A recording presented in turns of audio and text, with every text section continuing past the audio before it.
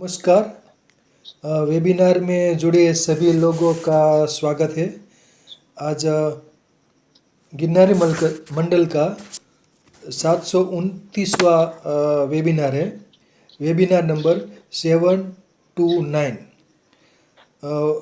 वक्ता है अहमदाबाद से वैद्य श्री विनोद भाई ठक्कर साहब, जो हमें अष्टांग आयुर्वेद में वाजीकरण चिकित्सा अष्टांग आयुर्वेद में वाजीकरण चिकित्सा विषय वक्तव्य आप देंगे। वैद्य श्री विनोद भाई ठक्कर साहब। वैद्य श्री विनोद भाई ठक्कर साहब से अनुरोध है कि वो अपना वक्तव्य अब शुरू कर सकते हैं। नमस्कार सर, जय धन्वंतरी। वाला श्रोता बंधुओ, આપના આજના વક્તાના વિષયે આપનો કોમેન્ટ બોક્સમાં પ્રતિભાવ આપશો તો આજના વક્તાશ્રીને પુનઃ પ્રકાશન અને પૂર્ણ વક્તવ્ય આપવામાં ઉત્સાહ વધશે એ અપેક્ષાએ પુનઃ પ્રાર્થના કે આપને આજના વક્તવ્ય વ્યાજબી અને યોગ્ય લાગ્યું હોય તો અવશ્ય કોમેન્ટ કરશો જી। નમ્ર પ્રાર્થના। जय धन्यवाद। जय श्री कृष्ण, जय द्वारकाधीश। आज वैसे तो मैंने जो स्क्रिप्ट तैयार करी है वो गुजराती में है, लेकिन कुछ देर पहले मुझे फोन आया कि कुछ ऑल ओवर इंडिया से जुड़ रहे हैं, तो मैं नम्र अनुरोध कर रहा हूं सबसे कि जहां जहां कोई अहम ज्ञान साझा करना होगा वहां मैं हिंदी में भी थोड़ा अनुवाद करके बताते जाऊंगा, और अंत में वेबिनार खत्म होने के बाद मित्तलिया साहब जब किसी को अपने निजी प्रश्न बोलने के लिए अनुमति देवे तब बाकी जो कुछ आपके प्रश्न होंगे उसके उत्तर भी मैं दूंगा। लेकिन मैं क्षमा प्रार्थना के साथ शुरू करूंगा कि अगर मुझे ख्याल होता तो मैं हिंदी में थोड़ा कर लेता, लेकिन गुजराती में मैंने पूरी स्क्रिप्ट तैयार करके रखी है, तो जहां जहां जरूरत लगेगी मैं हिंदी में भी अनुवाद करके ज्ञान साझा कर दूंगा। આમ તો આયુર્વેદ વાજીકરણ ચિકિત્સાનો છે, તેના મૂળ વિષય પર જતા પહેલા વાજીકરણ પૂર્વકાળથી અસ્તિત્વમાં છે અને તેની અગત્યતા પણ છે તેના વિશે થોડી માહિતી આપી દઉં। વેદ કાળથી એનો ક્યાંક ક્યાંક સંદર્ભ ગ્રંથોમાં જોવા મળે છે। વેદોમાં જ્ઞાન, કર્મ, ઉપાસના સાથે સ્વાસ્થ્ય તથા તે ઉપરાંત અન્ય વિષયોનું વિસ્તૃત જ્ઞાન વિજ્ઞાન જોવા મળે છે। વેદોમાં આધ્યાત્મિક ઉન્નતિ સાથે શારીરિક, માનસિક અને આત્મિક ઉન્નતિનો પણ સમન્વય કર્યો હોય તે મળે છે। તેમાં આ સર્વે પ્રાપ્તિ માટે ब्रह्मचर्य ने अति अग्रिम स्थाने बढ़ावेल है। अपने वेदकालीन से लेके ये वाजीकरण के कहीं ना कहीं संदर्भ मिलते हैं और इसकी प्राप्ति के लिए ब्रह्मचर्य को बहुत ही बताया है। આપણે સર્વે જાણીએ છીએ કે જીવનના 4 પુરુષાર્થ છે, ધર્મ, અર્થ, કામ અને મોક્ષ। એવી જ રીતે દરેકને તે પ્રાપ્ત અને પૂર્ણ કરવા 4 આશ્રમ ધર્મ પણ જણાવાયેલા છે। બ્રહ્મચર્ય આશ્રમ, ગૃહસ્થાશ્રમ, વાનપ્રસ્થાશ્રમ અને સંન્યાસાશ્રમ। આમાં પણ ગૃહસ્થાશ્રમમાં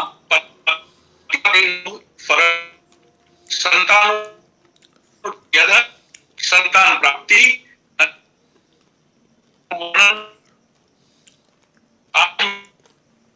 એવું પ્રમાણિત થાય છે કે વાજીકરણ એ વેદકાલીનથી અસ્તિત્વમાં છે. ધર્મ, અર્થ અને કામ આ ત્રણેય આમ તો ભિન્ન છે, તો પણ આ ત્રણેય એટલા જ એકબીજાના પૂરક અને સહાયક છે એ વાત પણ સ્પષ્ટ છે.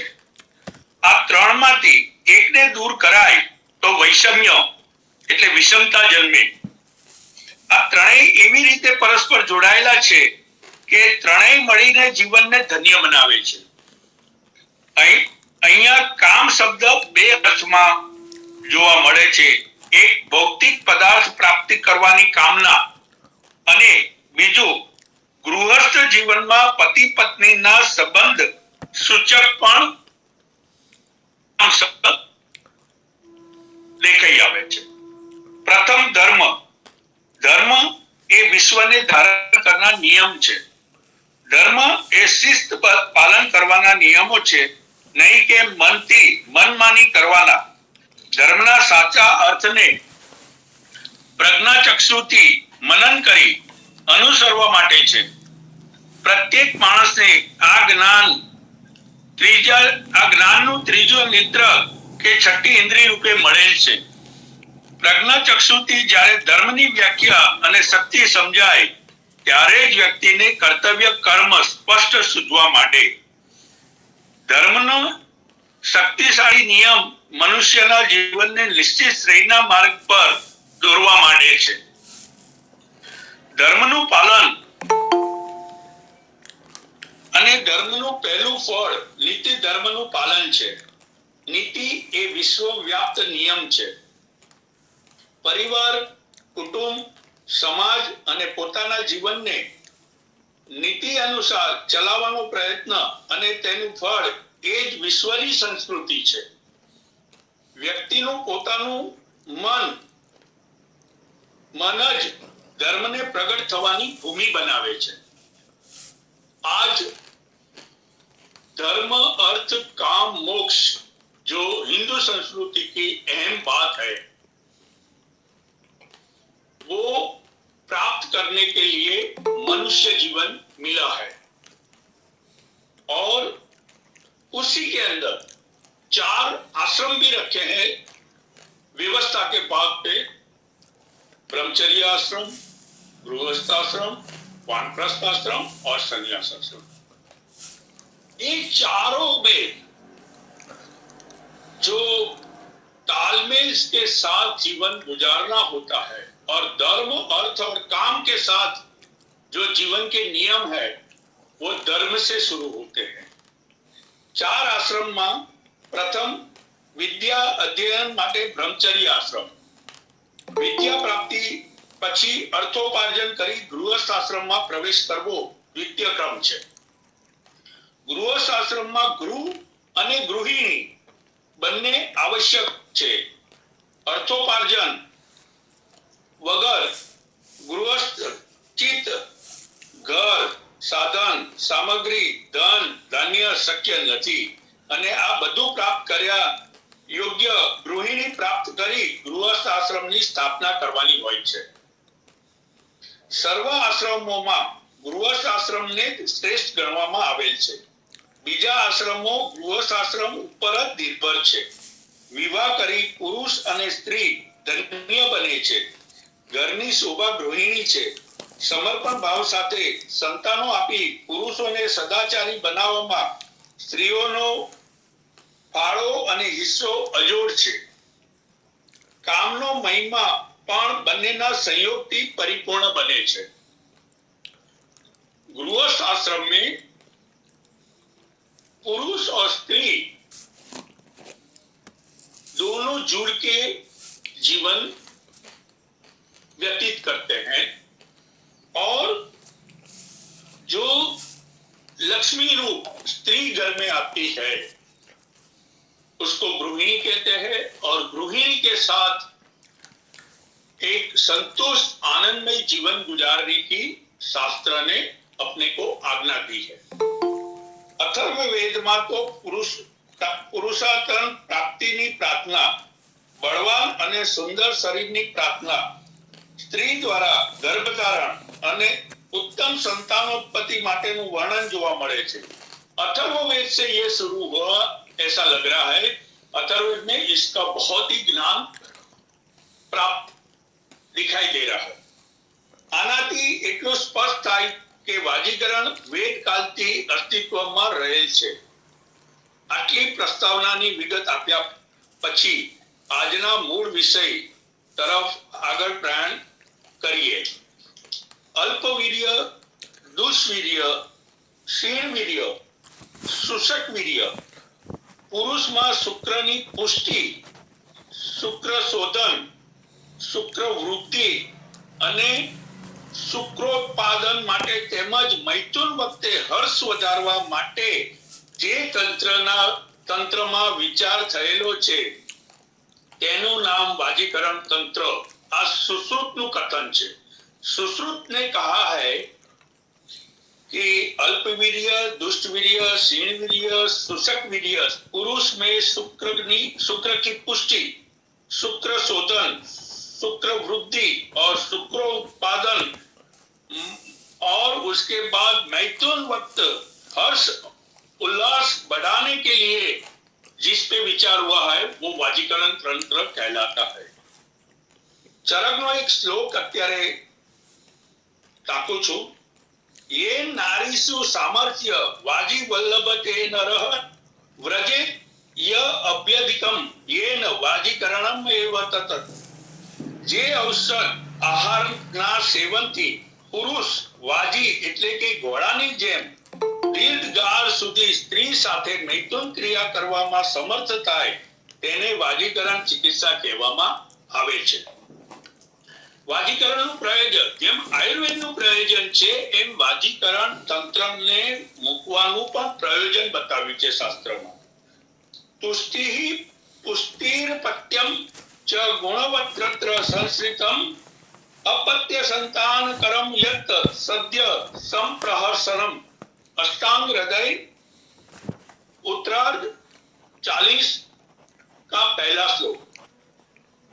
वाजीकरणम अन्विच्यते पुरुषो नित्यमानात्मवान तदायति हि धर्मार्थी प्रतीक्ष्य यश एव च पुत्र स्यायतनम गुणश्चैवते सुताश्रयः। चरक चिकित्सा खंड 2 का अध्याय पहले का तीसरा श्लोक। वाजीकरण થી ધર્મ, અર્થ, પ્રીતિ અને યશની પ્રાપ્તિ થાય છે। આ ચાર બાબત સંતાનને આધીન રહે છે। વાજીકરણનું પ્રધાન પ્રયોજન સર્વગુણ સંપન્ન સંતાન પ્રાપ્તિ છે। વાજીકરણના પ્રયોગથી બળ, સુખ, ઉપજીવિકા, વંશવૃદ્ધિ, કુળની કીર્તિ અને પ્રતિષ્ઠા, યશ પ્રાપ્તિ પણ મળે છે। સંતાનની ઈચ્છા કરવા વાળાએ મન ચિત્તને સ્થિર કરી મનો અનુકૂળ વાજીકરણ પ્રયોગનું સેવન કરીને युवावस्था लाभ लेवो જોઈએ। ये बहुत अहम बात बताई है। युवावस्था ये जो बताया है इसके लिए आगे भी मैं कुछ बातें कहूंगा, लेकिन ये शब्द ध्यान रखने जैसा है। आवा प्रयोगों द्वारा व्यक्ति नित्य आत्मवान थई उत्तम संतान प्राप्त करी सके। रसायन औषधो शरीरनी क्षतिपूर्ति करी स्वस्थ करे छे અને બલ્ય લાભ પણ આપે છે। વાજીકરણ ઔષધ વિશેષ શુક્રગત વિષમતા દૂર કરી શુક્ર વૃદ્ધિ, બળ અને ઓજ પ્રદાન કરે છે। અત્રે એક વાત સ્પષ્ટ સમજવા જેવી છે કે વાજીકરણ ઔષધ પ્રયોગનો લાભ લેનાર વ્યક્તિનો મુખ્ય ગુણ આત્મવાન હોવો ખૂબ જરૂરી છે। વ્યક્તિ મનોભાવોને વશ નિયંત્રિત ન કરી શકે તેવા વ્યક્તિ સમાજમાં અગમ્ય કૃત્ય કરી समाजને नुकसान करे छे। ये वाजीकरण तंत्र जो अपने शास्त्रों में दिया है ये सिर्फ एक गृहस्थ जीवन और उत्तम संतान उत्पत्ति के लिए दिया है, न कि इससे निजी आनंद लेने के लिए। और अगर कोई इससे निजी आनंद का सोच करके इसका प्रयोग ज्यादा करता है तो ये समाज में हानि भी कर सकता है। વાજીકરણ પ્રયોગ માટે કાર નિર્ણય પણ સ્પષ્ટ શાસ્ત્રમાં નિર્દેશ છે। નટેર્વ ષોડશાદુષાત સપ્તત્યાયા પરતો ન ચ આયુષ્કામો નરઃ સ્ત્રીભિ સંયોગે કર્તુમ નિહિતે। ચરક ચિકિત્સાસન અધ્યાય 2 40વાं શ્લોક। અતિ બાલો ય સંપૂર્ણ सर्वधातु स्त्रियं व्रजन उपसुष्यते सहसाम तदागमीव काजलम। चरक चिकित्सासन अध्याय 2 41। ये 2 श्लोक बहुत समझने जैसा है। पहले मैं गुजराती में बता देता हूँ। શાસ્ત્ર અનુસાર 16 વર્ષથી 70 વર્ષની વયના ગાળામાં સ્ત્રી ગમન કરવું। જે વ્યક્તિને પોતાના આયુને સ્વસ્થ રાખવું હોય તેને શાસ્ત્ર નિર્દેશનું પાલન અવશ્ય કરવું જોઈએ। ઉત્તમ સંતાનની પ્રાપ્તિ અર્થે 20 વર્ષ પૂર્ણ કર્યા પછી સમાગમ કરવો જોઈએ।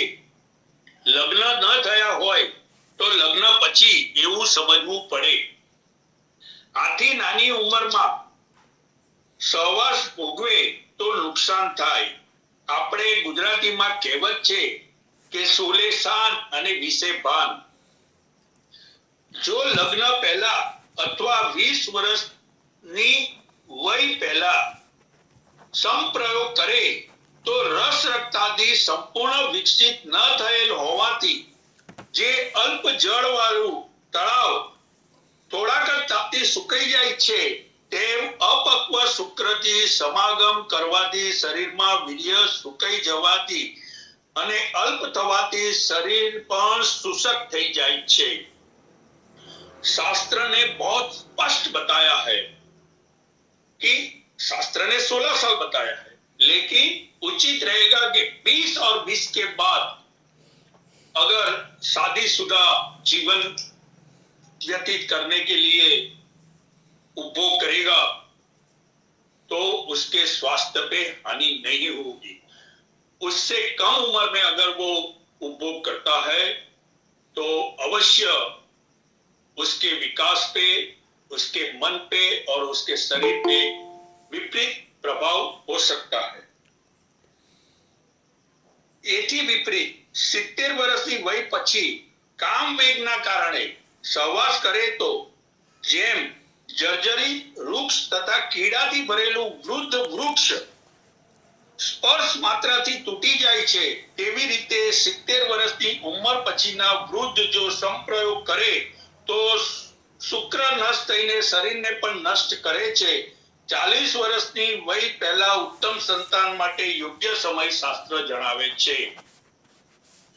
70 साल तक तो शास्त्र ने अनुमति देके रखी है, लेकिन अगर स्वस्थ शरीर है तभी, अगर अस्वस्थ शरीर है तो ये सिर्फ 70 साल पकड़ के संप्रयोग नहीं करना चाहिए। योग्य अयोग्य वाजीकरण प्रयोग कोने करवो अने कोने नहीं ते विषे पण शास्त्रमा वर्णन जोवा मळे छे। ते पहेला वाजीकरण शब्दनी समज जरूरी छे। आ मैं એટલા માટે પાછળથી લીધું છે કે અત્યારે જે હું મૂકીશ અને જે આપની સમક્ષ કહીશ એનાથી આગળનું સમજવામાં સરળતા થશે। વજગતો અવશ્યમ વજતિ ઇતિ વાજી। વાજઃ વેગः अस्ति अस्य इति वाजी अश्व। વાજસ ધાતુથી બનેલ વાજ શબ્દનો અર્થ ગતિ અથવા વેગ થાય છે। જે અવશ્ય ગતિ કરે છે તેવો વેગવાન ઘોડો વાજી કહેવાય છે।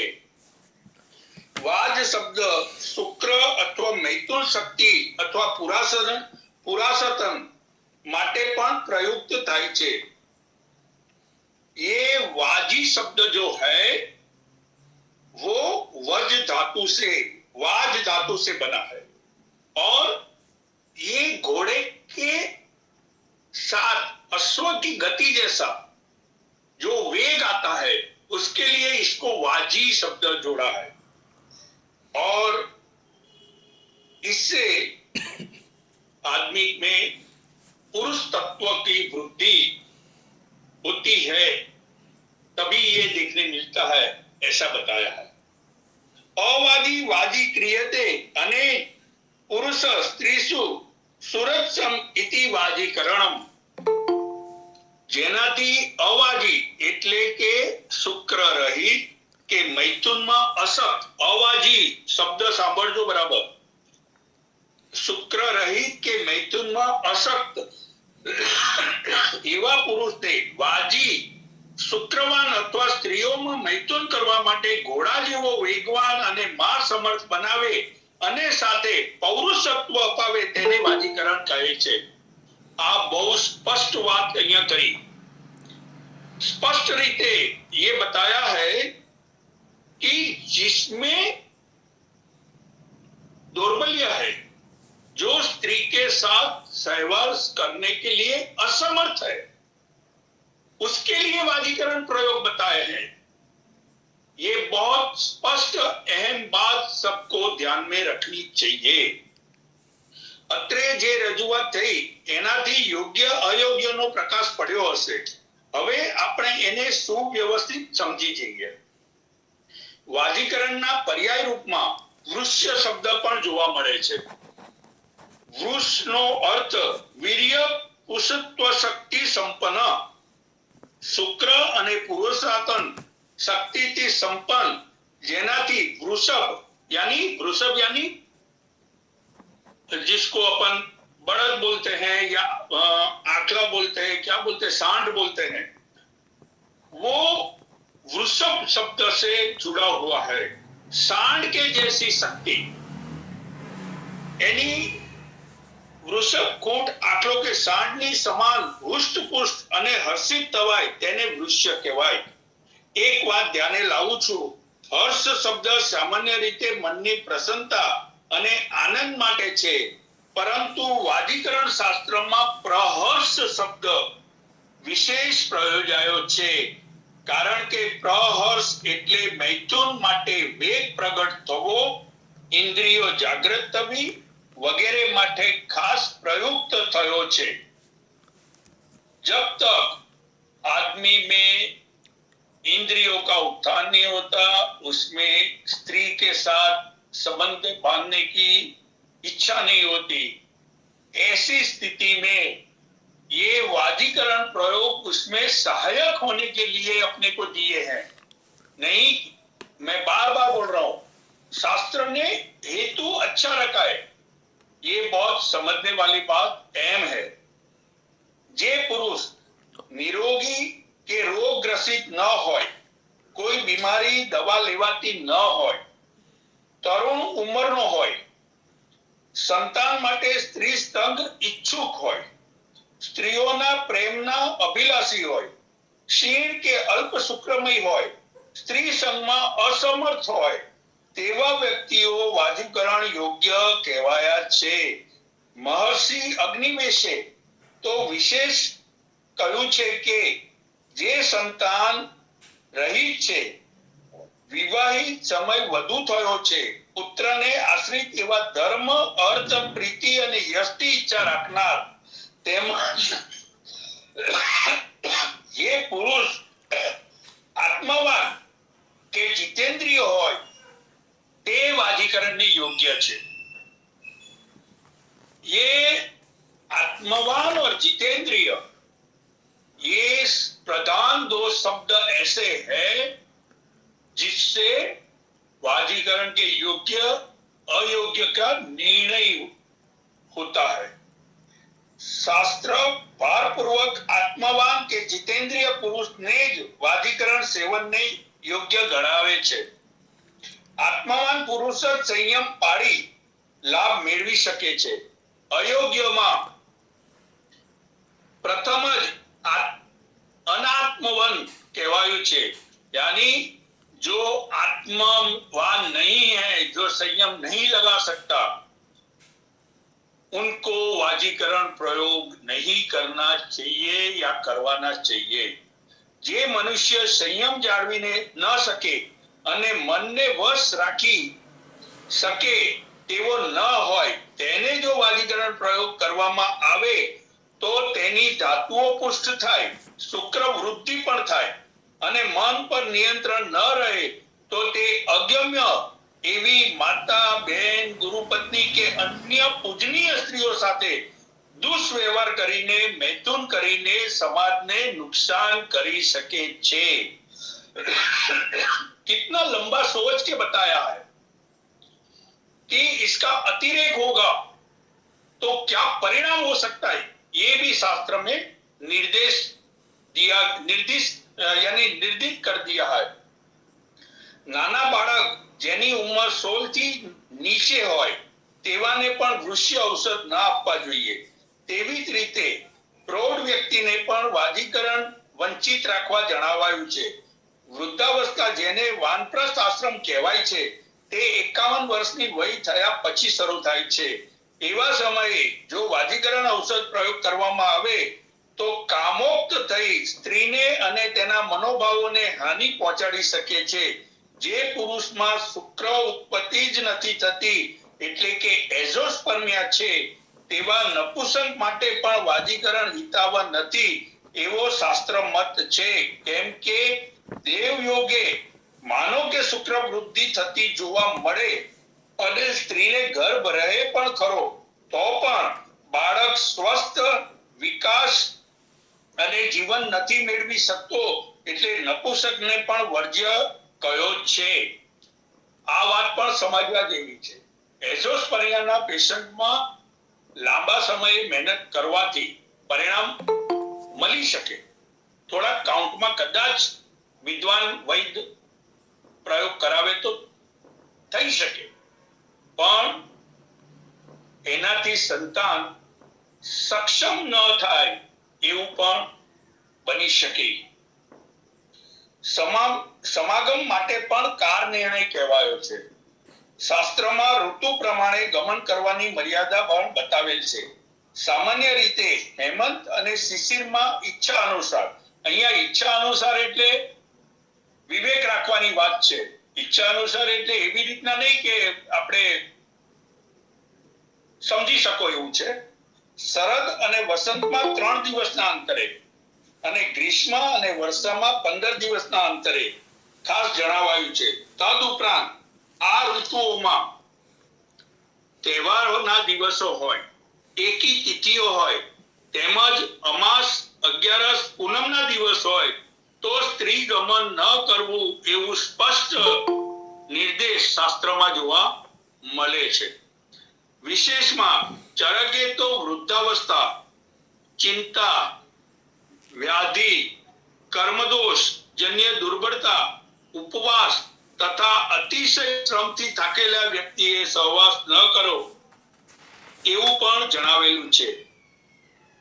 એથી પણ વિશેષ પ્રાતઃકાળ, બપોર, સંધ્યાકાળ, ગોધૂલીનો સમય, અર્ધરાત્રિ પણ અયોગ્ય કાળ કહેવાયો છે।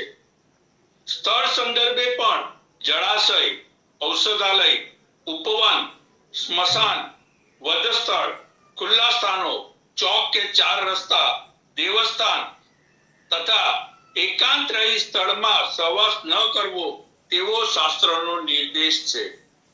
टूंकमां आ श्लोक आखो निष्कर्ष जणावे छे।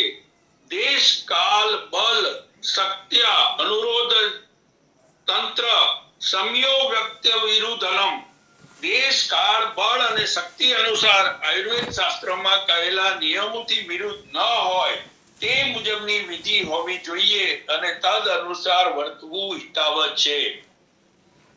શુક્રની ઉત્પત્તિ અને તેના શાસ્ત્રીય ગુણો પર પણ નજર મારી લઈએ। આહારસ્ય પરમ ધામ શુક્રમ તદ્રક્ષ્યમાત્મનઃ મનઃ શયો યસ્ય बहुरोगान मरणम वा नियश्चति। चरक निदान स्थान अध्याय 6:15। આપણે જે અંત થઈએ છીએ તેનું અંતમાં વીર્ય બને છે, શુક્ર બને છે. આ શુક્ર એ જ આહારનું પરમ ધામ છે, માટે તેની રક્ષા કરવી જોઈએ. વીર્યના ક્ષયથી અનેક રોગો થાય છે અથવા મરણ પણ થઈ શકે. સ ખલુ ત્રીણી ત્રીણી કલા સહસ્ત્રાણી પંચદશ દશ ચ કલા એકકસ્મિન ધાતો અવતિષ્ઠતો એવં માસેન રસ શુક્ર ભવતિ સ્ત્રીણામ ચ આર્તવમ. સૂત્રોત 14 અધ્યાય 14મો શ્લોક. આહારમાંથી પાચક અગ્નિ દ્વારા પ્રથમ રસની ઉત્પત્તિ થાય છે. એ રસ એક એક ધાતુમાં 3000 અને 15 કલા પર્યંત રહે છે, લગભગ 5.5 દિવસ. આ ગણતરી મુજબ આ પ્રમાણે 1 મહિને પુરુષમાં વીર્ય રૂપે અને સ્ત્રીઓના આર્તવ રૂપે થાય છે. આ રીતે એક ધાતુમાંથી બીજી ધાતુ બનતામાં બરાબર 3015 કલા કહે છે. એની જો સરવાળો કરીએ તો 5 દિવસ અને થોડોક વધારે સમય, એટલે મેં 5.5 શબ્દ વાપર્યો છે. સરવાળો કરીએ તો 18080 કલાઓ એક માસ થાય. કૃષ્ણેન દેહાશ્રિતમ શુક્રમ પ્રસન્ન મનસ તથા સ્ત્રીસુ વ્યાયચ્છાપી હર્ષાત તત સંવર્તતે. શુક્ર આખા દેહમાં વ્યાપ્ત છે. પ્રસન્ન મનવાળા તથા સ્ત્રીનો સહવાસ કરનાર પુરુષનું શુક્ર હર્ષને પામીને પ્રવૃત્ત થાય છે. શાસ્ત્રમાં શુક્રના સ્પષ્ટ ગુણ જણાવાયા છે, તે પણ હું કહી રહ્યો છું. સ્ફટિકાભમ દ્રવમ સ્નિગ્ધમ મધુરમ મધુગંધી ચ શુક્રમ ઇચ્છન્તિ કેચિતુ તેલ સૌદ્ર નિભમ તથા. સ્ફટિક જેવું સ્વચ્છ, પ્રવાહી, સ્નિગ્ધ, મધુર, મધ જેવી ગંધવાળું આવું વીર્ય હોવું જોઈએ. મધ અને તેલ જેવું શુક્ર હોય તો તે શુદ્ધ જાણવું. શાસ્ત્રએ એક અતિ સૂક્ષ્મતાથી હવેના શ્લોકમાં દ્વારા ગહન માર્મિક ચેતવણી પણ આપેલી છે. શ્લેષમ શોણિતમ પુણપ ગ્રંથિ પુતિ પુય શીર્ણ મૂત્ર પુરીશ રેતસઃ પ્રજો ઉત્પાદનેન સમર્થા ભવંતિ. સુશ્રુત શારીરસ્થાન અધ્યાય 2 શ્લોક 3. વાત, પિત્ત, કફ, રક્ત વગેરે દોષોથી બગડેલું, મળદા જેવું ગંધાતું, ગંઠાઈ ગયેલું, ખરાબ, દુર્ગંધ મારતું, પરુ જેવું, શીર્ણ થઈ ગયેલું, મૂત્ર જેવું, જાડા એટલે પુરુષ જેવું, પુરુષ આવા વીર્યથી પ્રજા થતી નથી. આ શુક્રના દોષો બધા કષ્ટ સાધ્ય કે અસાધ્ય છે. શુક્રના દોષો દવાઓથી ભાગ્યે જ મટે છે. બહુ સ્પષ્ટ કીધું છે, કારણ કે એ વારસામાં એનું બંધારણ એવું આવ્યું છે. એટલે અહીંયા આ સમજવા જેવી વાત મારે આ શ્લોક દ્વારા આપની સમક્ષ મૂકવાની ઈચ્છા થઈ. આની સાથે અન્ય એક શ્લોક રજૂ કરી વિશેષ પ્રકાશ ધ્યાનમાં લાવવાનો પ્રયત્ન કરું છું. અતિ સ્ત્રી સંપ્રયોગાશ્ચ રક્ષેદાત્માન આત્મનવન શૂલ કાશ જ્વર શ્વાસ કાર્શ્ય પાંડુ ભય ક્ષય અતિ જાયન્તે રોગાશ્ચ આક્ષેપ દાય. સુશ્રુત ચિકિત્સા અધ્યાય 2:5. આગળ શરીર સ્થાનનું હતું, અહીંયા ચિકિત્સા સ્થાન. આપણા શાસ્ત્રમાં બહુ અલગ અલગ જગ્યાએ બધા શ્લોકો મૂક્યા છે. એનું સંકલન કરીને આખું શાસ્ત્ર સમજીએ તો જ આપણને દરેકનો સંદર્ભ મળે. અતિ સ્ત્રી સંપ્રયોગથી દરેક માણસે બચવું જોઈએ. એથી સૂળ એટલે પીડા, દુખાવો, ખાંસી, તાવ, શ્વાસ, કૃષ્ઠા, પાંડુરોગ, ક્ષય, આક્ષેપ, આંચકી, હિસ્ટીરિયા વગેરે રોગો થાય છે. વાજીકરણ પ્રયોગ એ પુરાસતન પ્રાપ્ત કરવા માટે નથી, પણ એક માનવના જીવનમાં આનંદ, ઉત્સાહ, પ્રેમ, પ્રણય ભાવો સાથે સ્ત્રી સાથે સંબંધ બાંધી ઉત્તમ સંતાન પ્રાપ્ત કરવાનું શાસ્ત્રીય વિશેષ ચિકિત્સા પદ્ધતિ છે. ફરી આ વાતને અહીંયા મૂકી છે. આને બહુ જ સારી રીતે સમજવું જરૂરી છે. પંચકર્મના ત્રિવિધ પ્રયોગો પૂર્ણ કરી શરીર શુદ્ધ થયા બાદ વાજીકરણ ચિકિત્સા કરવી એવો શાસ્ત્ર મત છે. હા, શરીરમાં કોઈ પણ નાની મોટી માંદગી ન હોય, અગ્નિ પણ પ્રદીપ્ત હોય, અન્ય કોઈ ધાતુની શીલતા ન હોય તો, અને આમ શરીર ન હોય, આ બહુ અગત્યનો શબ્દો છે. આમ શરીર ન હોય તો અનુભવી વૈદ્યના માર્ગદર્શન મુજબ પ્રકૃતિ અનુરૂપ વાજીકરણ પ્રયોગો વાપરવા જોઈએ. આપને પ્રશ્ન થશે કે આમાં પણ પ્રકૃતિનું શું મહત્વ છે? મારે ખાલી એટલું જ કહેવું છે કે અન્ય માંદગી પ્રકૃતિમાં વિષમતા હોવાથી થાય છે એવો શાસ્ત્ર મત છે. તો જ્યાં સુધી આ વિષમતા સમ ન થાય ત્યાં સુધી પૂર્ણ સ્વસ્થતા પ્રાપ્ત થવું અઘરું છે. એવામાં વિવેક મૂકી વાજીકરણ ઔષધ પ્રયોગ હાનિ થવાની સંભાવના સાથે જોડાયેલ છે. શાસ્ત્ર કથન મુજબ વૃષ્ય યોગના સેવન પહેલા શરીરના બલાબલ અનુસાર સંશોધન ક્રિયા કર્યા પછી શોધન થવું જોઈએ. ત્યારબાદ સંસર્જન ક્રમથી અગ્નિ પ્રદીપ્ત કરી પ્રાકૃત અવસ્થા પ્રાપ્ત થયા ત્યારબાદ જ વાજીકરણ યોગોનું સેવન કરવું જોઈએ. ભગવાન ધન્વંતરીએ પણ કહ્યું છે કે સેવ્યા વિશુદ્ધ દોષ વિચિત્ત દેહે કાલાદ્યપેક્ષયા સુશ્રુત ચિકિત્સાસાન 26:39. સંશોધનથી શુદ્ધ થયા બાદ સંસર્જન ક્રમથી શરીર પુષ્ટ થયા બાદ કાળ આદિનો વિચાર કરીને વૃષ્ય યોગોનું સેવન કરવું જોઈએ. શુદ્ધ કાયે યથાશક્તિ વૃષ્ય યોગેન પ્રયોજેત. અષ્ટાંગ હૃદય ઉત્તરાર્ધ 40:12 શ્લોક. સંશોધનથી શુદ્ધ થયેલા શરીરમાં યથાશક્તિ એટલે યથા અગ્નિબળ, જઠરાગ્નિના બળનો વિચાર કરીને તદ અનુસાર વૃષ્ય પ્રયોગ કરવા જોઈએ. અત્રે એક બહુ જ અગત્યનું ધ્યાન દોરવાનો પ્રયત્ન કરું છું. રસાયણ સેવન તો મનુષ્યએ શાસ્ત્રોક્ત પદ્ધતિથી એક જ વાર કરવું જોઈએ અને જરૂરી છે, કારણ કે તેની અસર ચિરકાળ સુધી તેના શરીરને ટકાવી રાખે છે. રસાયણ પ્રયોગ ચિરકાળ સુધી એને ટકાવી રાખે છે. વાજીકરણની અસર તો સામાન્ય રીતે વૃષ્ય ઔષધો લીધું હોય તે સમય અને કાળ પૂરતી મર્યાદિત સમય સુધી જ એને ઉપયોગી બને છે. આ બેની વચ્ચેનો તફાવત પણ થોડો માર્મિક છે, સમજવા જેવો છે. હવે વાજીકરણ યોગ ઔષધ વિષય પરની વાત જોઈએ. શાસ્ત્ર અનુસાર પ્રથમ વાજીકરણ સ્ત્રી છે. તેને પુષ્ટિ આપતા શ્લોક રજૂ કરું છું. વાજીકરણ અગ્રયમ ચ ક્ષેત્રમ સ્ત્રી તાપ યા પ્રહર્ષિણી દ્રષ્ટ ઓકેકશો યપ્યથાહ પરમ પ્રીતિકરા સમૃતાહ કિમ પુનઃ સ્ત્રી શરીરે ये संसो संधातेन प्रतिष्ठिता स्त्रियाश्रयो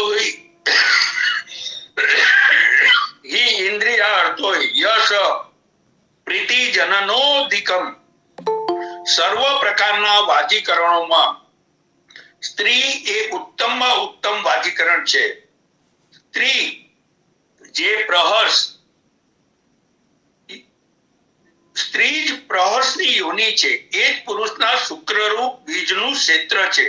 શબ્દ, સ્પર્શ, રૂપ, રસ અને ગંધ આ 5 ઇન્દ્રિયોના અર્થો છે અને એક એક પણ એ અત્યંત પ્રીતિકર છે.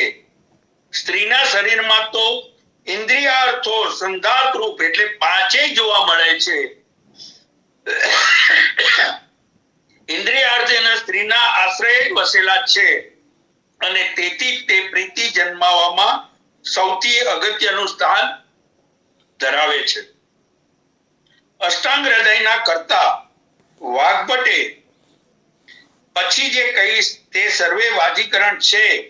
આમાં શરીર વિજ્ઞાન અને મનોવિજ્ઞાન બંનેનો અજોડ સમન્વય જોવા મળે છે. અભ્યંજન રોજ તેલથી અભ્યંગ કરવો. ઉદ્વર્તન તેલ માલિશ બાદ ચિકાસ દૂર કરવા કસાય પદાર્થોનું સૂક્ષ્મ ચૂર્ણ ઘસવું. પ્રશેક માથા ઉપર પડતી પાણીની ધારા. સુગંધી માળાઓ પહેલાના જમાનામાં આપણે જોતા કે બહેનો વેણીઓ લગાડતા, ફૂલો પોતાના કેશમાં લગાડતા. આજે પ્રથા લુપ્ત થઈ ગઈ. ચિત્ર એટલે ગમે એવા વસ્ત્રો અને આભૂષણો પહેરવા. ગીત વાજિંત્રનો અભ્યાસ. ગીતો અને વાજિંત્રનો સહવાસ અને અભ્યાસ. કાવ્યાદિનો રસાસ્વાદ. કથા વાર્તાઓમાં પ્રાવીણ્ય. કથા વાર્તાઓમાં સરખા સ્વભાવના પોતાના કયામાં રહેનાર એવા ઉંમરના મિત્રો. ઘરના પ્રાંગણમાં વાવ તલાવ. કમળના ફૂલોમાંથી મધુ પીને મત બનેલા પક્ષીઓનો અવાજ. રહેઠાણ પાસે આવેલા ડુંગરા પર વાસ. પોતાના રહેણાંક નજીક વન વિહાર. દ્રષ્ટિને આનંદ આપે એવા છોડ ઝાડ વેલાઓને જોવા. પક્ષીઓનો કલરવ સાંભળવો. ઋતુ અનુસાર શરીર ઉપર આભૂષણ પહેરવા.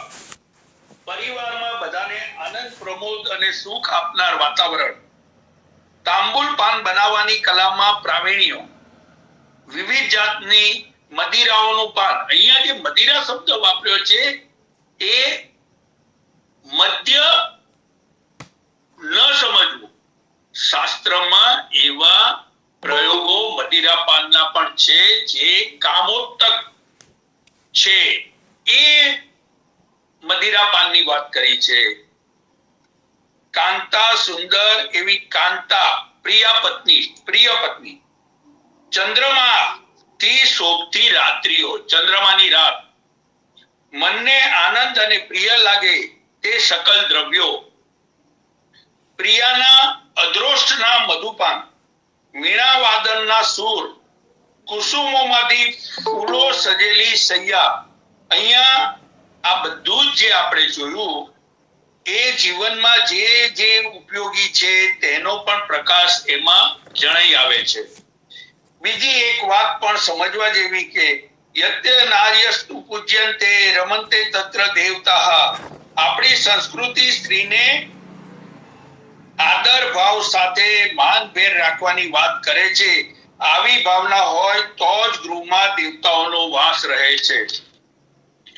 આ બહુ વર્તમાન સમયમાં દરેક ઘરમાં આ વાતને આપણે બહુ જ વિસ્તારથી પરિવારમાં મૂકવી જોઈએ. હવે આપણે ઔષધ પ્રયોગ તરફ આગળ વધીએ. યત કિંચિત મધુરમ સ્નિગ્ધમ જીવનમ બૃહણમ ગુરુ હર્ષમ માનસે ચૈવ સર્વ તદ વૃષ્યમ ઉચ્યતે. ચરક ચિકિત્સાશાન અધ્યાય 4:36. જે કોઈ દ્રવ્ય મધુર સ્નિગ્ધ જીવનીય બૃહણ ગુરુ તથા મનને હર્ષ પમાડનારું હોય તે બધું વૃષ્ય કહેવામાં આવે છે. બધા જ દૂધ વર્ગ માંસ વર્ગ અને કાકોલિયાદી ગણનો પ્રયોગ પણ વાજીકરણ કહેવાયો છે. ઔષધ દ્રવ્યોની યાદીમાં અશ્વગંધા, સતાવરી, કૌચા, વિદારીકંદ, યષ્ટિમધુ, જીવક, ઋષભ, મેદા, કાકોલી, શીર કાકોલી, મહામેદા, રુદ્ધિ, જીવંતી, ગોક્ષુર, અશ્વત્થ, શ્વેત ગુજા, બલા, શૃંગાટક, એકરો, અડદ, માસ એટલે માસા, મૃદકપર્ણી, જંગલી મગ, કંટકારી, ઇક્ષુ, શેરડી, ખજૂર, દ્રાક્ષ, મધુક, મહુડો, આમળા, કોકિલાક્ષ આપણે જે કીધું એમ એક્રો, ગોરખમુંડી, નિર્ગુંડી, શ્વેત ધરો, શેમલ મુસલી, મુસળી, કૃષ્ણ મુસળી, કૃષ્ણા એટલે પીપર, કુટિંગણ, કુષ્માંડ, ભલાંતક અને કદાચ શરત ચૂકતી એકાદ બે રહી ગયા હોય બે ચાર તો સમા, પણ મહદઅંશે આ દ્રવ્યો બધા વાજીકરણ છે. વાજીકરણ ઔષધ પ્રયોગમાં સહકારી દ્રવ્યોમાં સૂંઠ, પીપર, મરી, વંશલોચન, એલા, એલચી, ધાન્યક, દાડમ, લવણ વગેરે જણાવાયા છે. આ સહકારી છે. એવી જ રીતે આહાર ઘટકોમાં ઘઉં, સાઠી ચોખા, સાલી ચોખા, અડદ ગણાવ્યા છે. દૈનિક ઉપયોગમાં દૂધ, ઘી, સાકર, મધ વગેરે જણાવાયું છે. માંસ, ઈંડા વગેરે પણ બતાવ્યા છે, પણ તે કદાચ પાછળથી ઉમેરાયા હોય એવું કહી શકાય. વાજીકરણ ઔષધના 3 કાર્ય પ્રકાર પણ જણાવાયા છે. જનક એટલે વૃદ્ધિકર, પ્રવર્તક શરણ કરનાર. જનક પ્રવર્તક બંને વૃદ્ધિ અને શ્રવણ કરનાર. આ વિષય વૈદ્યનો નિર્ણય ન હોવાથી તે માટે વૈદ્યનો સંપર્ક કરી લાભ લઈ શકાય. આપણા ઋષિ આચાર્યની દીર્ઘ દ્રષ્ટિનું પ્રમાણ આમાં ઉભરાતું જણાઈ આવે છે. દૂધ, ઘી, ઘઉં, ચોખા, અડદ, મધ, સાકર, તેલ દૈનિક જીવનમાં ઉપયોગી કરી વ્યક્તિને જીવનનો આનંદ પ્રાપ્ત થાય અને સહજ વાજીકરણ વૃશ્ય દ્રવ્યો એના શરીરમાં જાય એવું અહીંયા સ્પષ્ટ આ યાદી ઉપરથી જણાઈ આવે છે. વિરામ તરફ આગળ વધવા પહેલા મારે આપ સર્વે સમક્ષ મારા થોડાક મતો આપને વિચારવા અને મનન કરવા રજૂ કરવા છે. મારા સ્વભાવ મુજબ આ આપને ગમ્ય અગમ્ય હોઈ શકે તો તે બદલ અને મારા વક્તવ્યમાં શબ્દ પ્રયોગ, રજૂઆત કે કોઈ દોષ જણાય તો 2 હાથ જોડી નમ્ર ભાવે ક્ષમા પ્રાર્થના કરું છું અને એ ક્ષમ્ય ગણશોજી. અષ્ટાંગ આયુર્વેદના ક્રમ મુજબ કાયા ચિકિત્સાથી 7મી રસાયણ ચિકિત્સા સુધીની સ્વયં કરતા વ્યક્તિ એનો લાભ મેળવે છે, પણ 8મી વાજીકરણ ચિકિત્સામાં વ્યક્તિ તો લાભ મેળવે છે પણ સામે સહભાગી પાત્રને લાભાલાભ થવાની શક્યતા પણ એટલી જ જોડાયેલી છે. વર્તમાન સમયમાં વાજીકરણ ઔષધ પ્રયોગનો જાણે અજાણે વ્યાપ્ત વધ્યો છે ત્યારે સમાજમાં કંઈક નવા સમીકરણોનો પ્રાદુર્ભાવ થતો પણ જોવા મળે છે. નિસંતાન દંપતી વિવિધ ચિકિત્સાનો આશ્રય તરફ વર્યા છે. આજે સમાજમાં અનેક પરિવારમાં સંતાનનો પ્રશ્ન જણાઈ આવે છે, જે નવી જીવન પદ્ધતિ અને અયોગ્ય આહાર વિહારનું પરિણામ છે. બીજું, અતિ વાજીકરણ પ્રયોગથી સામે સ્ત્રીને ઘણું સહન કરવું પડે છે. આ સ્ત્રીઓ વિશેષ અનુભવે છે એ વાત પણ સત્ય છે, સમાજમાં દેખાય છે. કેવળ પ્રજનન અને સંતાન સુખ માટે સહજીવન માણવાનું શાસ્ત્ર નિર્દેશ છે. એક વાત અન્ય પણ છે કે પુરુષ અને સ્ત્રીની શરીરની રચના અને કાર્યમાં તફાવત છે. પુરુષની વેગો, કામ વેગો અમુક ઉંમર અને અમુક દિવસો વીત્યા બાદ વિશેષ વધે છે, જ્યારે સ્ત્રીમાં રજો દર્શન બાદ શરીર શુદ્ધિ બાદ વેગ જન્મે છે. આ સમજ્યા વગર સંબંધ બાંધી બંનેના શરીરને લાભાલાભ થવાની શક્યતાઓ એટલી જ જોડાયેલી છે. આશા કરું છું કે મેં ટૂંકમાં ઘણું બધું જાણવા જો વાતો આપનો ઈશારો કર્યો છે તે વિચારી યોગ્ય ન્યાય કરશોજી. સ્ત્રીની માંદગીમાં અન્ય કારણો સાથે અતિ પ્રયોગ અને ઘસારો આ પણ એક નિમિત્ત બને છે, એ સર્વે યાદ રાખવું જોઈએ. અસ્તુ. જય ધન્વંતરી. જય ધન્વંતરી, જય ધન્વંતરી. बहुत बढ़िया वक्तव्य दिया वैद्य श्री विनोद भाई ठक्कर साहब ने. अष्टांग आयुर्वेद में वाजीकरण चिकित्सा। बहुत बढ़िया जानकारी दी। खूब खूब आभार वैद्य श्री विनोदभाई ठक्कर साहेबનો। વિનોદભાઈ ઠક્કર સાહેબે ઘણી બધી રોચક માહિતી આપી। ખાસ કરીને વાજીકરણ શબ્દનો અર્થ સમજાવ્યો છે। વાજીકરણ એટલે કે ઘોડા જેવી શક્તિ। આમ તો બંનેમાં શક્તિ તો જરૂરી જ છે। आहार एज औषध है, आहार ही औषध है। आहार लेने से सब कुछ बनता पनपता है। तो आहार ही औषध है और इसके साथ कुछ औषधि का सेवन भी कर सकते हैं आहार के सिवा। दूसरा जो उन्होंने बोला जो शुक्र मीन्स शुक्रजनक शुक्र प्रवर्तक मीन्स वीर्य प्रवर्तक शुक्रजनक और प्रवर्तक दोनों साथ। और चौथा विभाग है शुक्र स्तंभक। बहुत सारी औषधियों के बारे में भी उन्होंने बताया है। जैसे कि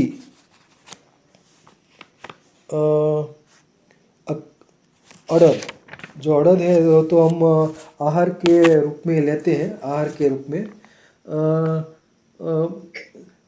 अश्वगंधा भी बोला है। अश्वगंधा बाद में बोला एखरा, तालीम खाना एखरा कोकिलाक्स, तो उसके बारे में भी बोला है। और मुस्लिकंद, मुस्लिकंद सफ़ेद भी आता है और काला काला भी आता है, तो वो भी वाजीकर है। केला तो हम औषध आहार के रूप में लेते हैं। कौचा भी वाजीकर है, कौचा। खजूर,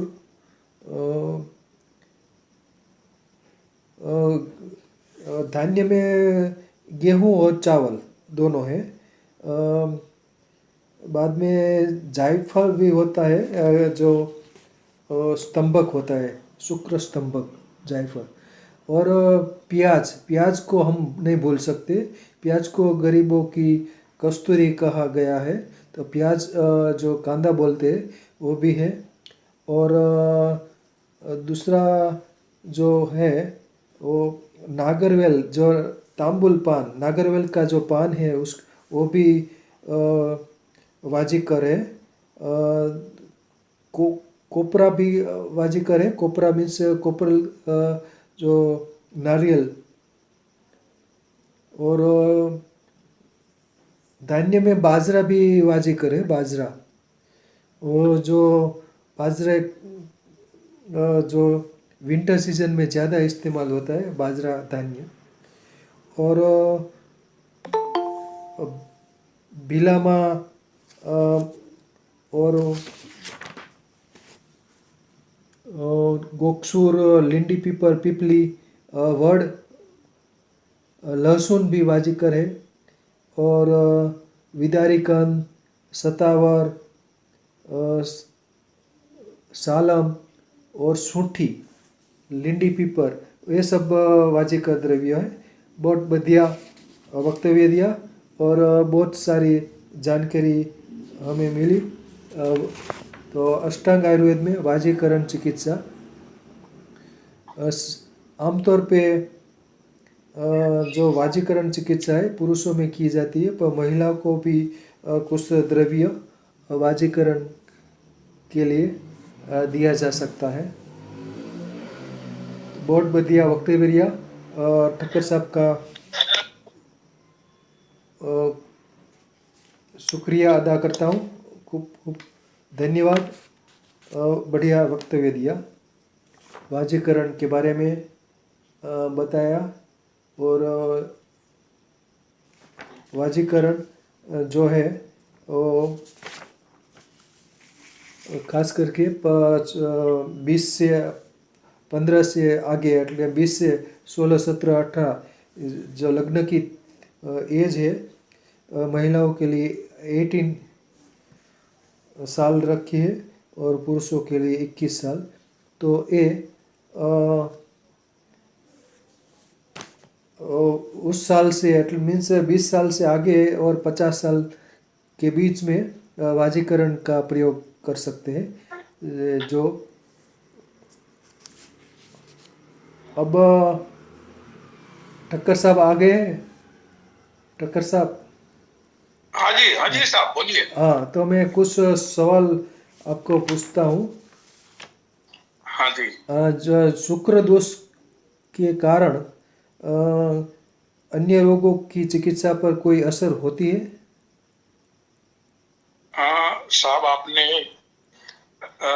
बहुत ही अहम प्रश्न लगाया है। देखो, एक चिकित्सक होने के नाते जब आदमी कोई बीमारी से ग्रस्त है तो जो रसायन औषध और वृक्ष यानी वाजीकरण औषध जो है उसका कार्य क्या है? बल देना, शक्ति को बढ़ावा देना। अब मानगी में भी वो दवाइयां कहीं विपरीत असर करती है, मानगी में भी थोड़ी वृद्धि होती है। आमतौर पे कुछ अंश तक मानो ज्यादा दौर्बल्य है तो कुछ अंश तक कुछ मात्रा में रसायन औषध दे सकते हैं बलाबल के ध्यान में रख के, लेकिन विशेष इसका प्रयोग होवे तो ये बाधक हो सकता है। अस्तु। अच्छा, सही बात है।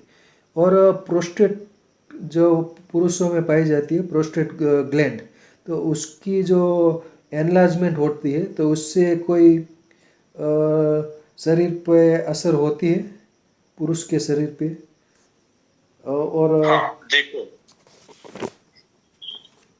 आपका आप खत्म कर लो, फिर मैं आप विस्तार से देता हूँ हाँ, तो जवाब। प्रोस्टेट ग्रंथि में जो सूजन आ जाती है, उससे कारण कोई वाजीकरण में तकलीफ होती है? हाँ जी, देखो, आमतौर पे प्रोस्टेट एनलार्जमेंट ये सिर्फ पुरुषों का रोग है। एक बात, इसको आयुर्वेद में अस्टिला कहा है। अब ये वृद्धावस्था या प्रौढ़ अवस्था में शुरू होता है, एक बहुत निश्चित बात है।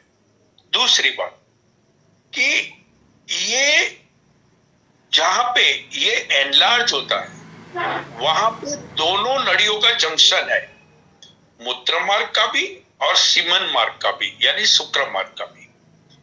अब होता क्या है कि अति कामोक्त व्यक्ति और ज्यादा संप्रयोग करता है तो वहां के स्नायु जो होता है, जो जिसको अपन स्नायु बोले, लिगामेंट बोले, कंडरा बोले, और ये ग्लैंड है। ग्लैंड यानी एक वाल जैसा होता है जो समय समय पे मूत्र की संकेत देता है। तो धीरे धीरे उसमें शैथिल्य आने से वो एनलार्ज होता है। अब मैंने पहले भी बताया कि उस दौरान अगर वृक्ष औषध लोगे तो उसको बल मिलेगा, वो ज्यादा एनलार्ज होगी।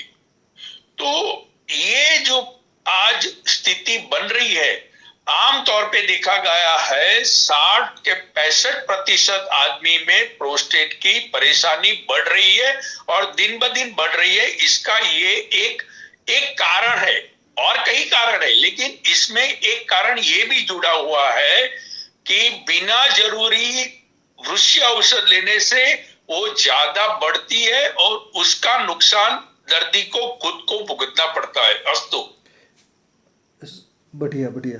महिलाओं में जो फ्रिजिडिटी है, जातीय काम वेग का अभाव, तो उसके लिए बारे में कोई औषध है? देखो, फ्रिजिडिटी की जो बात आप बोल रहे हो ये वर्तमान समय में ज्यादा दिख रही है।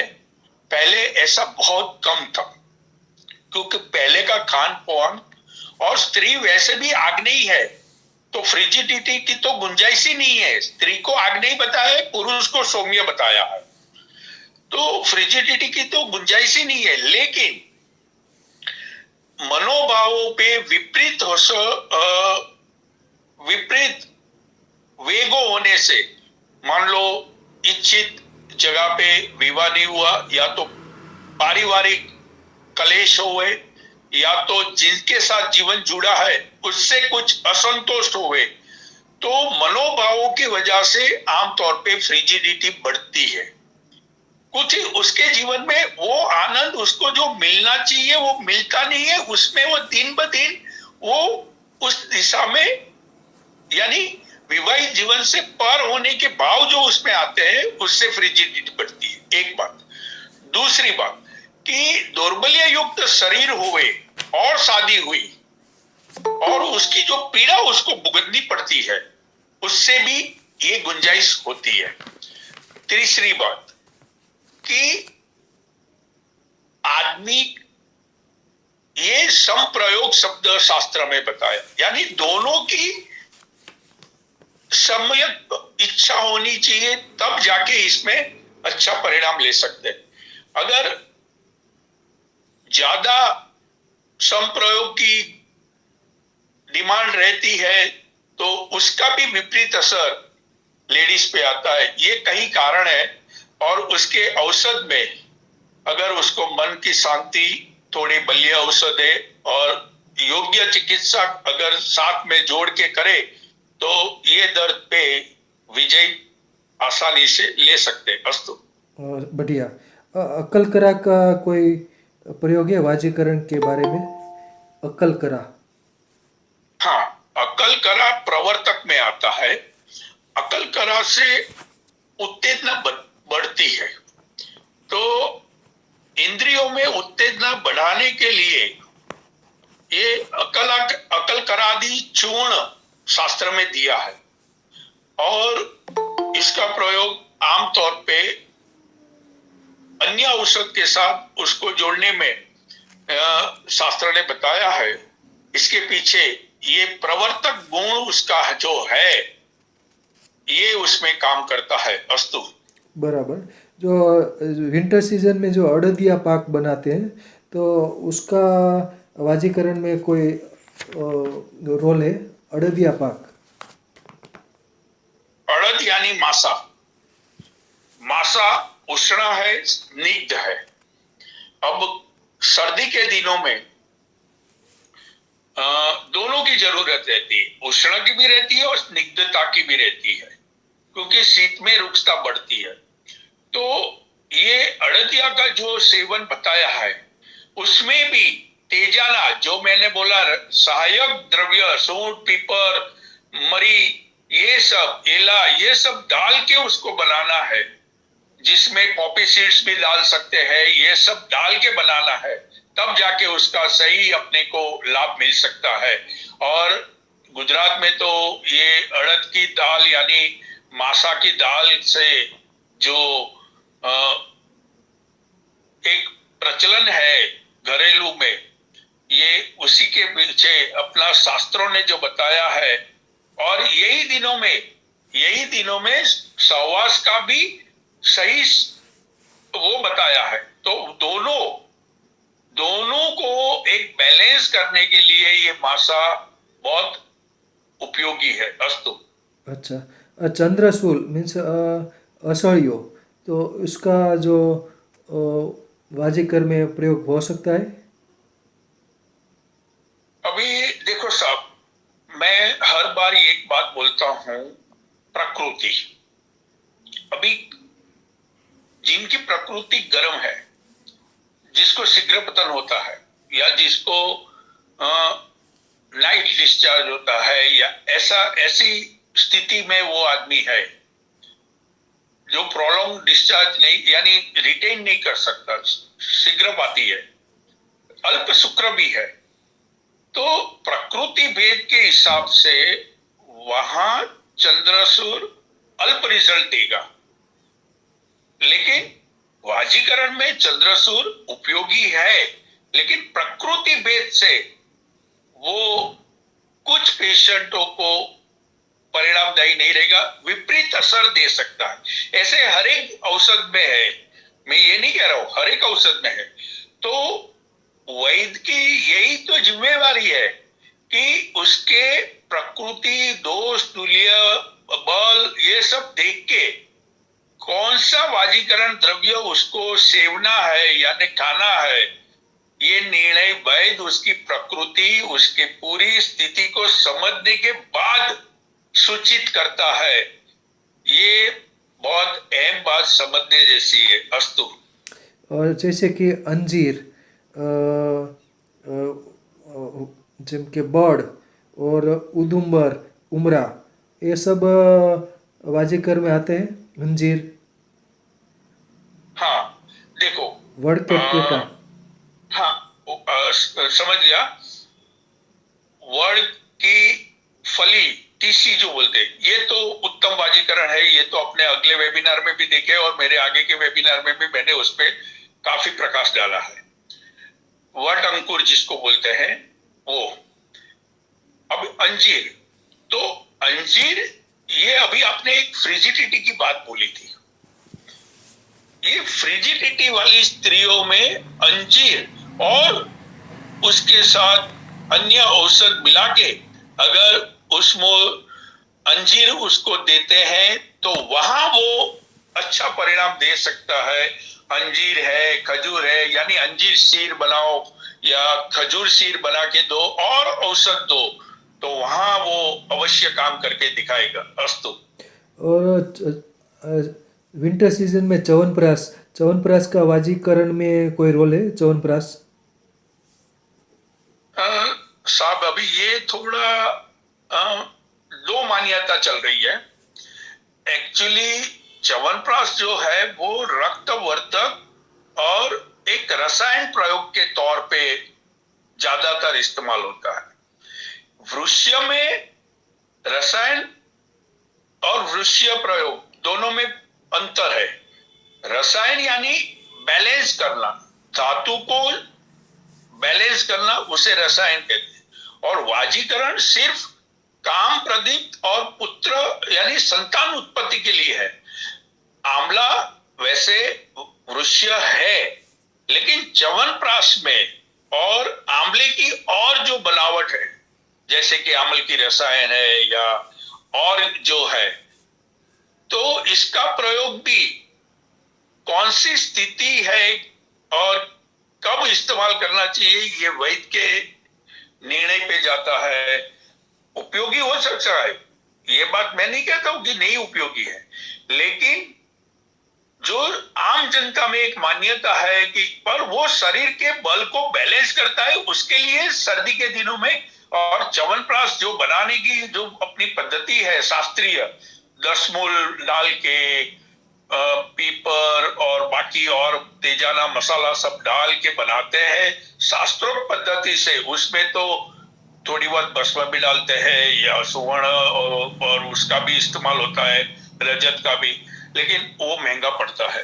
तो वो शक्ति सर्दी के दिनों में अग्नि प्रदीप्त रहती है, तो उससे आदमी के शरीर में इम्बैलेंस जो हुआ है, चाहे वो मेटाबॉलिक होवे या डेफिशिएंसी का होवे, उसको बैलेंस करने में च्यवनप्राश काम करता है। हाँ, वृक्ष में कुछ अंश तक करेगा, लेकिन वृक्ष पे इससे वृक्ष ये योग है, ये कहना मैं उचित नहीं समझता। अस्तु। ओके ओके, सरस। एखरा मीन्स कोकिलाक्स और उटिंगण, उसके वाजीकरण के बारे में बताइए। उटिंगण और कोकिलाक्स। अभी देखो, ये उटिंगण है या दाल मखाना है जिसको अपन यहाँ पे एकरा बोलते हैं। ये उटिंगण का यहाँ प्रयोग कम है, लेकिन ईस्टर्न इंडिया में बंगाल और बिहार, उड़ीसा में उटिंगण का उपयोग ज्यादा होता है और नॉर्दर्न पार्ट में भी होता है, यहाँ कम होता है। दोनों शीतवीर्य है और शुक्र, प्रबल शुक्र जनक भी है और प्रवर्तक भी है, तो दोनों वाजीकरण के लिए सही है। लेकिन साथ में ये जब वाजीकरण प्रयोग चल रहा होता है, तो जो पथ्य पालन लगाना है खान पान में, उसका भी पालन होना उतना ही आवश्यक है। अस्तु। और जो मूसली है, काली मूसली और सफ़ेद मूसली, उसके बारे में बताइए। अभी सफेद मूसली तो आज के दिनों में एडल्टर्ड गुंजाइश है, कहीं सतावर के मूल, सतमूली के मूल उसके जैसे ही होते हैं तो उसको भी मिला के देते हैं। और काली मूसली वैसे दाम में सस्ती भी है और उतनी ही लाभकारी है। तो दोनों वृक्ष तो है, मैंने बताया था जो पूरा जो औषध योग आपको दिए, नाम दिए उसमें काली मूसली, सालम पंजा मैं रह गया, अभी याद आया मेरे को, सालम पंजा है, फिर वो हिमालय में मिलता है, क्या बोलते हो उसको, न से कुछ शुरू होता है, तो वो है। ये सब वाजीकरण है, ये इसमें कोई गुंजाइश नहीं है कि ये नहीं है। लेकिन ये काली मूसली और सफेद मूसली जो है शीतवीर्य है। अब जहां शीतवीर्य की जरूरत रहेगी वहां शीतवीर्य देना, उष्णवीर्य देने की जरूरत है वहां उष्णवीर्य देना, ये गलत होगा। अगर उष्णवीर्य आदमी है और उसको कुछ गड़बड़ है प्रकृति के हिसाब से, तो वहां ये काम करेगी। ये सब निजी अंशांश कल्पना और सूक्ष्माति सूक्ष्म निदान पे जाता है। अस्तु। और केसर का रोल है कोई वाजीकरण में? केसर, हेलो, कुछ हम लोग भी प्रश्न कर लें थोड़ा सा, जो हमारे अंदर की जो जिज्ञासा है। हेलो, मेरी आवाज आ रही है? हाँ बोलिए बोलिए। मेरा ये प्रश्न था, ये जो हमारा विषय है, वाजीकरण का विषय है, इसमें अभी ये देखा गया है कि हमारा जो पॉपुलेशन है 70% डायबिटिक होता जा रहा है, और डायबिटीज होने के कारण से कई लोग जो है जो उनका सेक्स प्रॉब्लम है वो बढ़ रहा है। और उसमें जो हमारा जो सेंट्रल इंडिया का जो रीजन्स है, इसमें जो हमारी दवा देती है, जिसमें अभी चर्चा हुआ था, सफेद मूसली, बिदारी कंद, कौट बीज, शोधन करके कौट बीज देते हैं। इसके अलावा सफेद मूसली उसमें मिलाते हैं। अकरकरा नहीं मिलता है तो उसमें लौंग मिलाते हैं। ये आज से नहीं, हमारे जो वैद्य हैं, जो हमारे पारंपरिक वैद्य हैं, जो ट्राइब्स हैं जो है, वो भी इन्हीं सब कंटेंट को लेके, एक्टिव इंग्रेडिएंट को लेके दवा बनाते हैं। लेकिन अभी पूरे विश्व में जो हमारा छाया हुआ है वो एक लिपिडेक्स करके उसका बहुत ज्यादा ये आ रहा है कि इन सब चीजों के साथ, आयुर्वेद में इन चीजों के साथ में उन्होंने बेकिंग सोडा को मिलाया है।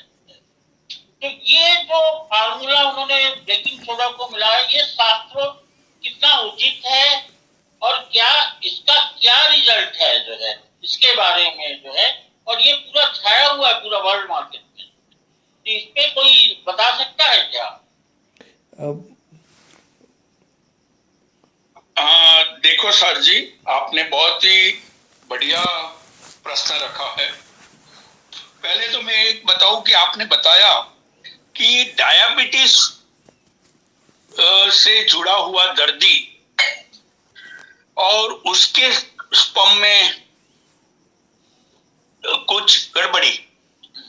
तो पहले तो एक बात मैं बताऊं कि मैंने अभी अपने वक्तव्य में भी बताया था कि कोई मांगी होती है तो बलिया देने से मांगी को भी बल मिलता है, तो उसका परिणाम लेना मुश्किल है, साजा यानी वो दिक्कत होती है।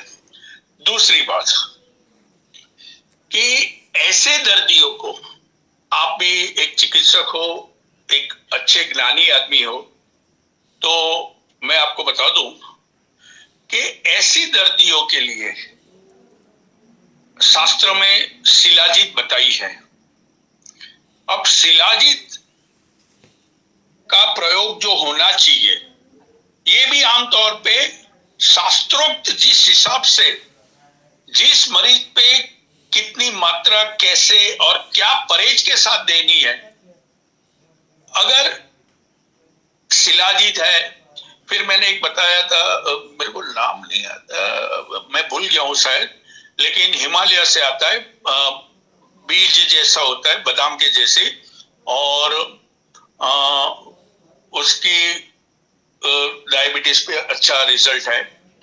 फिर डायबिटीज पे सबसे बड़ी बात, डायबिटीज में अग्नि को पहले विषम से सम करना है।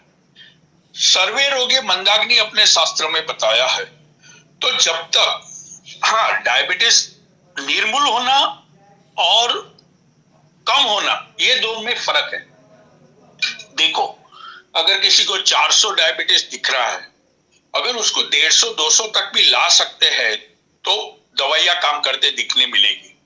लेकिन वहां जो करना है वो पहले नहीं होता, सीधे दवाई पे इसका परिणाम लेने जाओगे तो दर्दी को आमतौर पे उसके दूसरे ऑर्गन पे विपरीत असर होती है, उसकी किडनी पे और उसकी आंख पे या और कहीं और जगह पे, ये भी देखा गया है।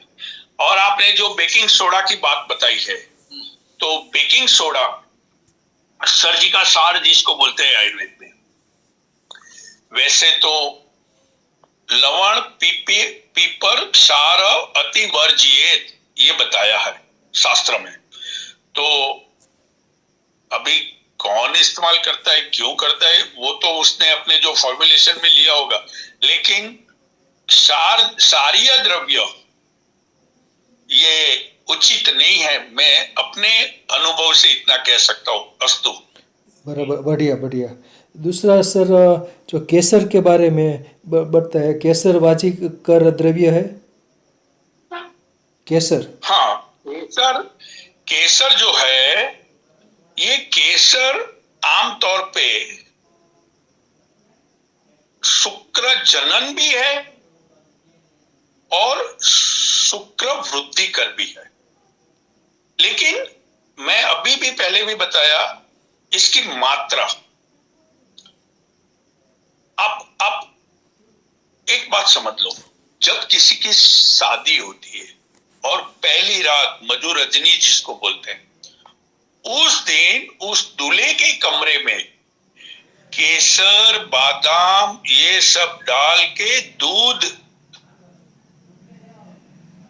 लंबा पंजाबी ग्लास दूध, उससे भी ज्यादा होगा, और ड्राई फ्रूट फल फलादी उसके कमरे में रखे जाते हैं। वहां से ही अपने को पता चलता है कि केसर की अहमियत कितनी है।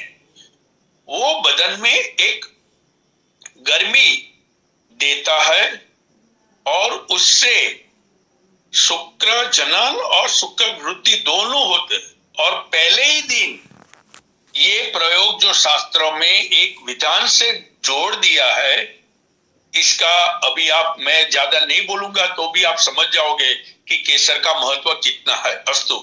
अच्छा अच्छा।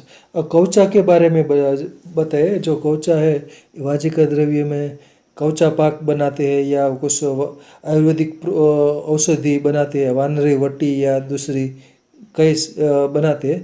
तो सुशील जी, आपने जो पूछा, कौचा के बारे में बताए। हाँ, बोलिए बोलिए। मेरी बात आपको कुछ ध्यान में आ गई, मैं क्या बोला और आपको समझ में आई? नहीं, मेरे को समझ में आ गई। और ये मैं देख रहा हूँ कि ये वर्ल्ड मार्केट में इंडिया का ही फार्मूला है, और उसमें उन्होंने इन सब चीजों को जो आप बता रहे हैं उसके साथ में उन्होंने ब्रेकिंग सोडा को कैसे क्यों जोड़ दिया। और उसमें वो चैलेंज करते हैं कि जो है कि चाहे वो 70 साल का भी आदमी हो, वो उस अवस्था के लिए कामुक अवस्था में आ जाएगा जो है, यदि वो कुछ कमजोर है सेक्स के मामले में जो है। तो ऐसा क्या बात है कि जो 1000 वर्ष पुराने से जो हमारा बाजीकरण की जो आयुर्वेदिक औषधि है, उसके साथ में ये बेकिंग सोडा मिलाने का क्या जरूरत पड़ा कि जो उसमें वो दावा करते हैं कि ये वियाग्रा से भी अच्छा है। अभी आप 5-10 मिनट रुक जाओ, मित्तलिया साहब के जो क्वेश्चन है उसके अपन जो पहले एक बार उनको कर लीजिए, उनको निपटा लीजिए, फिर मैं बात करता हूँ। दूसरा सर, जो कौचा है, कौचा का जो उसके कौचा पाक बनते हैं, वानरी वटी या दूसरे आयुर्वेदिक औषध बनते हैं, तो कौचा के बारे में बताइए सर। हाँ, ये कौचा आत्मगुप्ता, इसका सही नाम है आत्मगुप्ता संस्कृत। तो उसके शब्द से ही पता चलता है, आत्मगुप्ता यानी आत्मगुप्त यानी अंदर की शक्ति को बढ़ाने वाला और जाहिर न करने वाला। लेकिन कौचा के लिए मैं एक बात बोलूं कि आज कौचा पाक, वानरीवती, इसका प्रचलन इतना बढ़ रहा है कि जब उसकी आवश्यकता इतनी नहीं है, पर अपने निजी आनंद के लिए इसका इस्तेमाल ज्यादा हो रहा है और इसकी विपरीत असर दूसरे ऑर्गन पे हो रही है, आदमी महसूस भी करता है, फिर भी इसका अतिरेक हो रहा है। हालांकि वाजीकरण के लिए बहुत अच्छी दवाई है, लेकिन हर एक औषध के लिए एक निश्चित समय मर्यादा बताइए, एक निश्चित ऋतु बताइए और निश्चित समय के साथ पथ्य पालन के साथ और अनुपान और इसके साथ लेने की शास्त्र में जो दिया है, वो सब अगर सही मायने में पालन होता है तो फायदा कारक रहता है। अस्तु। गुंजा से गुंजा पाक बनता है। वैसे गुंजा जहरीली होती है, पर गुंजा पाक के बारे में बताइए, वो वाजीकर है? हाँ, गुंजा वाजीकर है और उसका शोधन, लेकिन उसकी मात्रा जैसे रस औषध में सोमल की है, वैसे उतनी तो नहीं, उससे थोड़ी ज्यादा, लेकिन उसकी मात्रा भी एक निश्चित मात्रा बताई है और वो भी इमरजेंसी ड्रग के तौर पे इस्तेमाल कर सकते हैं, आम तौर पे नहीं। ओके। इमरजेंसी तौर पे 2-4 दिन या 6 दिन इसकी लिमिटेड मात्रा में इस्तेमाल कर सकते।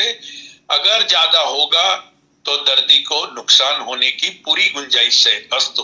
बराबर। शुक्र स्तंभक के रूप में जायफल या जो खसखस, अफीण के बीज, तो उसका रोल बताइए। जायफल और अफीण के बीज शुक्र स्तंभक के तौर पे। देखो, जातिफल, जायफल और खसखस, पॉपी बीज सीड्स, और तीसरा है नागकेसर।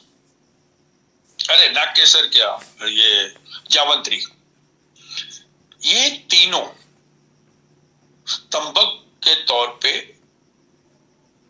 अच्छा काम करते। इवन अफीम भी काम करता है, भांग भी काम करता है। लेकिन इसकी जो जातिफल आपने बताया, जायफल, जातिफल सिर्फ शुक्र को स्तंभन नहीं करता, वो विबंध भी करता है।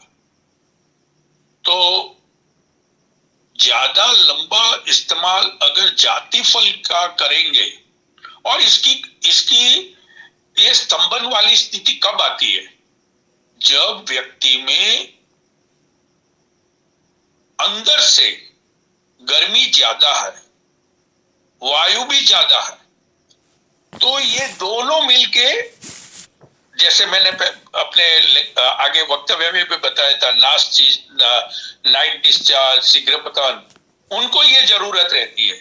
तो उनके खान पान ऐसे होते हैं, यानी तीखे, चटपटे, वहां बदलाव नहीं लेंगे और सिर्फ औषधीय गुण के हिसाब से जातिफल है या जावंत्री है या पॉपी सीड्स यानी खसखस का उपयोग करेंगे, तो फिलहाल थोड़े दिन उनको फायदा रहेगा, लेकिन विबंध होगा तो और कहीं उसका नुकसान उनको झेलना पड़ेगा।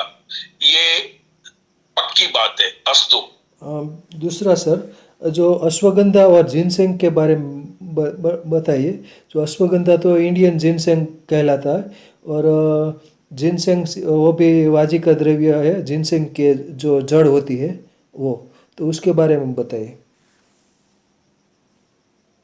देखो साहब, अश्वगंधा के तो जितने अपन गुणगान गाए कम है, और एक शास्त्रों विश्वसनीय, परिणामदायी, प्रशंसनीय औषध है। अब भारत में इसकी पैदाश ज्यादा है और इसका इस्तेमाल भी पुरान काल से चल रहा है। अब जिनसेंग की बात आप कह रहे हो, ठीक है, मैं भी कहीं पेशेंट हमारे पास आते हैं तो बोलते हैं साहब हम जिनसेंग ले रहे, ये ले रहे, तो हम उसको रोकते नहीं है। लेकिन जो अपने ऋषि मुनियों ने जो जांच परख करके उसको प्रमाणित, जिस हिसाब से एक स्टैंप मारा है, रजिस्टर्ड, वैसा जिनसेंग का मेरे पास, मैं खुला बोलूं, उतना डीप नॉलेज नहीं है कि उसमें उस पे आपसे कुछ सलाह मशवरा या बात कर सकूंगा। ठीक है, उसके गुण जो है वो एफोर्डियासिक है, लेकिन मैंने आज दिन तक अपने पेशेंट पे ये प्रयोग नहीं किया है, तो मैं क्षमा चाहता हूँ। Okay sir. जहर कुचला कुचला वो वाजिकर है, विष्टिंडुक बोलते हैं, विष्टिंडुक। हाँ हाँ, विष्टिंडुक। हाँ, तो कुचला वाजिकर कह भी सकते हैं, और नहीं, वो सहायक में हो सकता है, क्योंकि कुचला जो है वो वात नियंत्रण करने वाला है, यानी जो अतिकामी है, और जो उस पे नियंत्रण लाने के लिए। लेकिन एक बात समझ लो, विष्टिंडु का प्रयोग शास्त्र ने बताया है, मैं अपना निजी नहीं कह रहा हूं। लंबे अरसे से जो बीमारी पे परिणाम नहीं मिल रहा है, वैसे मरीज पे कुछ समय बीतने के, यानी कुछ अरसा निकलने के बाद विष्टिंडु प्रयोग करना चाहिए। अगर नया है और उसमें विष्टिंडु प्रयोग कहेंगे वात नियंत्रण के लिए, तो वो थोड़ा विपरीत परिणाम दे सकता है। विष्टिंडु सहायक में उपयोग कर सकते हैं, लेकिन वाजीकरण के तौर पे इसका इस्तेमाल करना मेरे हिसाब से,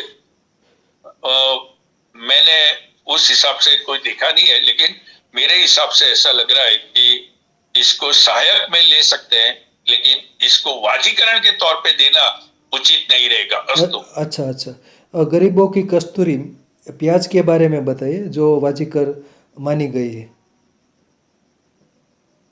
अभी प्याज में, अभी तो शास्त्र में बताया है, किताबों में भी है, लेकिन पलांडु पाक और उसका एक दूसरा भी नाम है, ये पहले के जमाने में बहुत प्रचलन में था। आज इसका इस्तेमाल लुप्त हो गया। ये पलांडु यानी प्याज जो बोलते हैं, उसमें भी सफेद वाली, उस प्याज में से पाक बनता था। पहले तो आम्र पाक भी बनता था, ये पलांडु पाक भी बनता था, तो नारिकेल पाक भी बनता था। आज ये सब लुप्त हो गया। ये सही में गरीबों की कस्तूरी है, ये वृक्ष भी है, लेकिन एक इसका गुण है, ये काम दीपक भी है। तो इसका ज्यादा इस्तेमाल करने से आदमी की काम वेदना और प्रबल हो जाएगी, तो लंबे अरसे के बाद उससे उसको नुकसान होगा। हाँ, एक दवाई की तौर पे सीमित दिनों में और सीमित मात्रा में लेते हैं तो अवश्य उसको उसका परिणाम मिलेगा और अच्छा परिणाम मिलेगा। अस्तु। अच्छा, वो बला के बारे में बताइए। बला, बहुत सारी बला है जो वाजिकर है, नाग बला, भोय बला, अति बला, महाबला। बला के बारे में बताइए। देखो, अपने ऋषि मुनियों की अगर अपन दीर्घ दृष्टि देखें तो बला शब्द में जो दो शब्द दोनों आता है, बल, बल में यानी पीछे एक लाइन लगा दी, बला बन गया, बराबर है। बला के बीज, बल बीज जिसको बोलते हैं, उसकी आज शीर देने से अच्छे परिणाम मिलते भी है, मैंने देखे भी है और लिए भी है। लेकिन बला में जो वैरायटी, जोग्राफिकल टेरिटोरियल जो डिफरेंस है, उस हिसाब से जिस टेरिटरी का आदमी को जिस बला मिलती है वो जितना परिणाम देगी, वो अन्य किसी और टेरिटरी में से वो बला मंगवाएंगे तो उतना परिणाम नहीं मिलेगा। क्योंकि ये बायोडाइवर्सिटी का जो प्रश्न है और आबो हवा का जो प्रश्न है, तो अपने आयुर्वेद में एक बात बताई है कि जिस बच्चे का जिस ऋतु में, जिस माँ के गर्भ में 9 महीने में जिस ऋतु और जिस ज्योग्राफिकल एरिया में उसका जन्म हुआ है, उसी जगह की दवाइयां उसको सबसे पहले परिणामदायी रहेगी। तो ये बात ध्यान में रखते हुए आप बला तो कोई भी, बला सीधा यानी कोई भी इस्तेमाल कर लो, लेकिन परिणाम तो मिलेगा। लेकिन जिस टेरिटरी की बला जहां ज्यादा ज्यादा जिस यानी होती है स्पीसीज, वो बला अति उपयोगी रहेगी। अस्तु। अच्छा, दूसरा नागरवेल, जिसको तांबुल बोलते हैं, नागरवेल का पान, वो वाजीकर है ना? नागरवेल का पान वाजीकर भी है और कामजनक भी है। जो फ्रिजिडिटी की बात आपने बताई है ना, तो कामजनक भी है तांबुल। तो ऐसे पेशेंट में वाजीकरण के तौर पे या तो उसमें जो शिथिलता आ गई है उसको प्रज्वलित करके उसको कामोक्त करने के लिए तांबुल अच्छा परिणाम दे। देखो, अपने ऋषि मुनिया ने सिर्फ वृष्य यानी शुक्र और उसके ऊपर वो नहीं लगाया है। काम दीपक भी वृष्य होता है, ग्राम यानी शुक्र जनक भी वृष्य होता है, फिर शुक्र प्रवर्तक भी वृष्य होता है।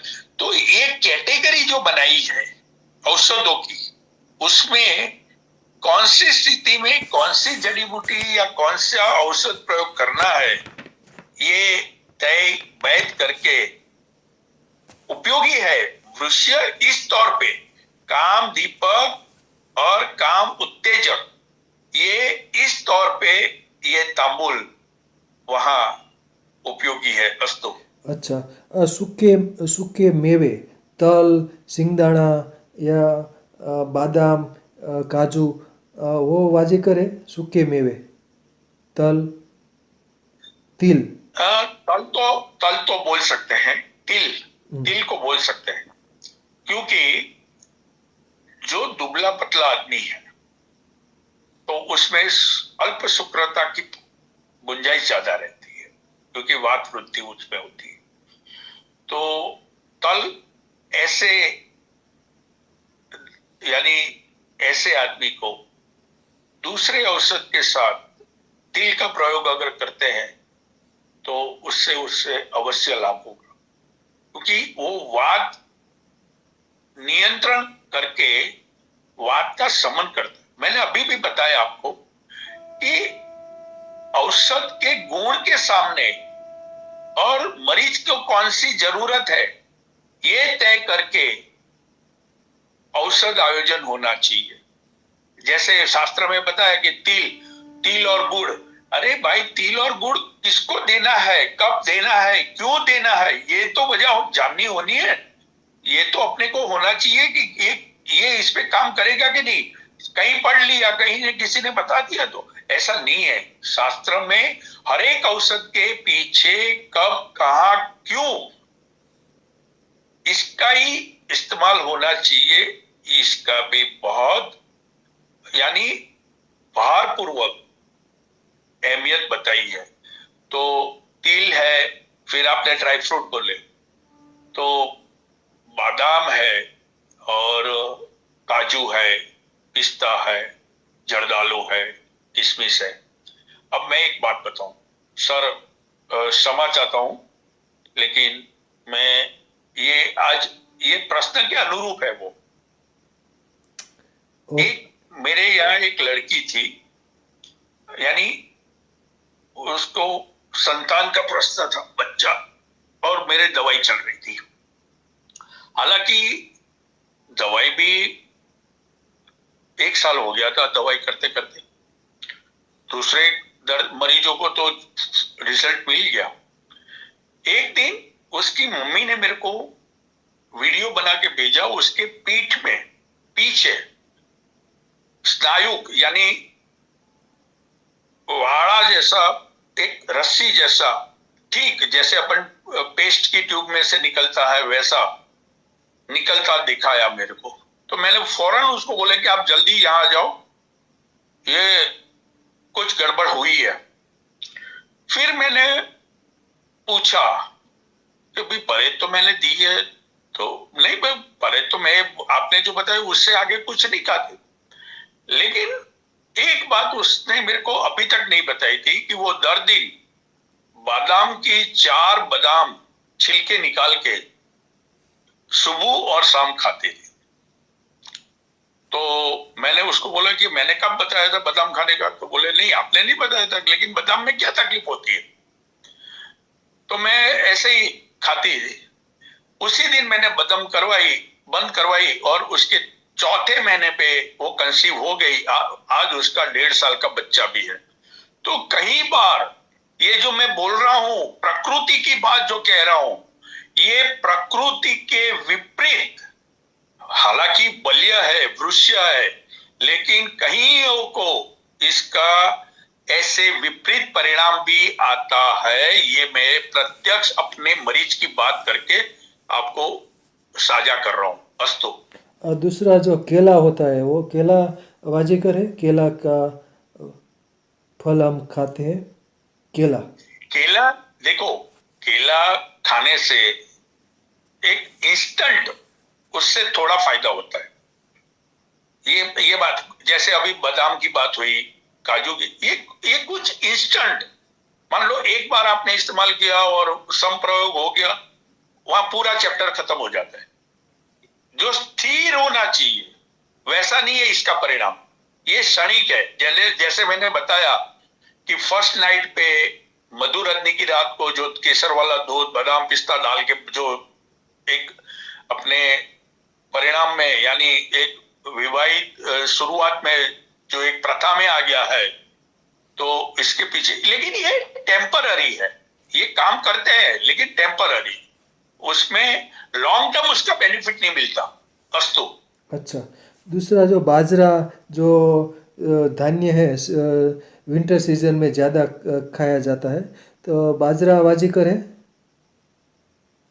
बाजरा और जैसे कि ओळो रोटलो बोलते हैं, बराबर, रिंगण का बैंगन का बनता है, भरता बनता है, तो और बाजरा और बाजरे की रोटी और बैंगन का भरता, हाँ, तो उसके बारे में देखो, बताइए। बाजरा जैसे मैंने पहले भी बताया था, स्निग्ध है। बाजरे में तेल नहीं डालना होता है, बाजरे के आटा गूंदने में तेल नहीं डालना होता है, क्योंकि वो पहले से स्निग्ध है। दूसरा, बाजरा उष्ण है, तो सर्दी के दिनों में बाजरा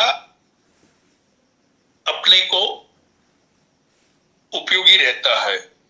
और उसके बाद आपने जो बैंगन का भरता बताया, तो बैंगन में पड़ता क्या है? सिर्फ बैंगन नहीं होता, प्याज भी होते हैं, टमाटर भी होते हैं, मसाला भी होता है। तो ये दोनों की जो एक रेसिपी है, जैसे मक्के की रोटी सरसों का साग, वैसे बाजरे की रोटी और बैंगन का भरता, ये आया कहां से? ये अपने ऋषि मुनियों ने पाक शास्त्र में ये कॉम्बिनेशन दिए हैं, और वो कॉम्बिनेशन के परिणाम आज भी अपन उसके अच्छे परिणाम ले सकते हैं। लेकिन ये सिर्फ सर्दी के दिनों में काम आता है, बाकी वाजीकरण नहीं कह सकते, लेकिन सर्दी के दिनों में वैसे भी सर्दी के दिनों में काम वेग थोड़ा ज्यादा भी होता है और उसका इस्तेमाल भी आमतौर पे ज्यादा होता है। तो उस दिनों में क्षतिपूर्ति कम हुए उस हिसाब से बाजरे की रोटी और बैंगन का भरता एक रेसिपी के तौर पे सर्दी के दिनों में ज्यादा इस्तेमाल होता है। अस्तु। दूसरा कस्तूरी भिंडा और भिंडा, जो भिंडी भिंडी बोलते हैं, भिंडी क्या ओकरा, तो वो भाजी करे भिंडी। देखो, हाँ हाँ समझ गया साहब। पहले के दिनों में भिंडी आम खेत में हरे बैंगन और हरी भिंडी आमतौर पे चलते फिरते लोग खाते थे। और वो क्योंकि भिंडी स्निग्ध है, जो शुक्र के गुण जो मैंने बताए थे, मधुर स्निग्ध, ये भिंडी के गुण है।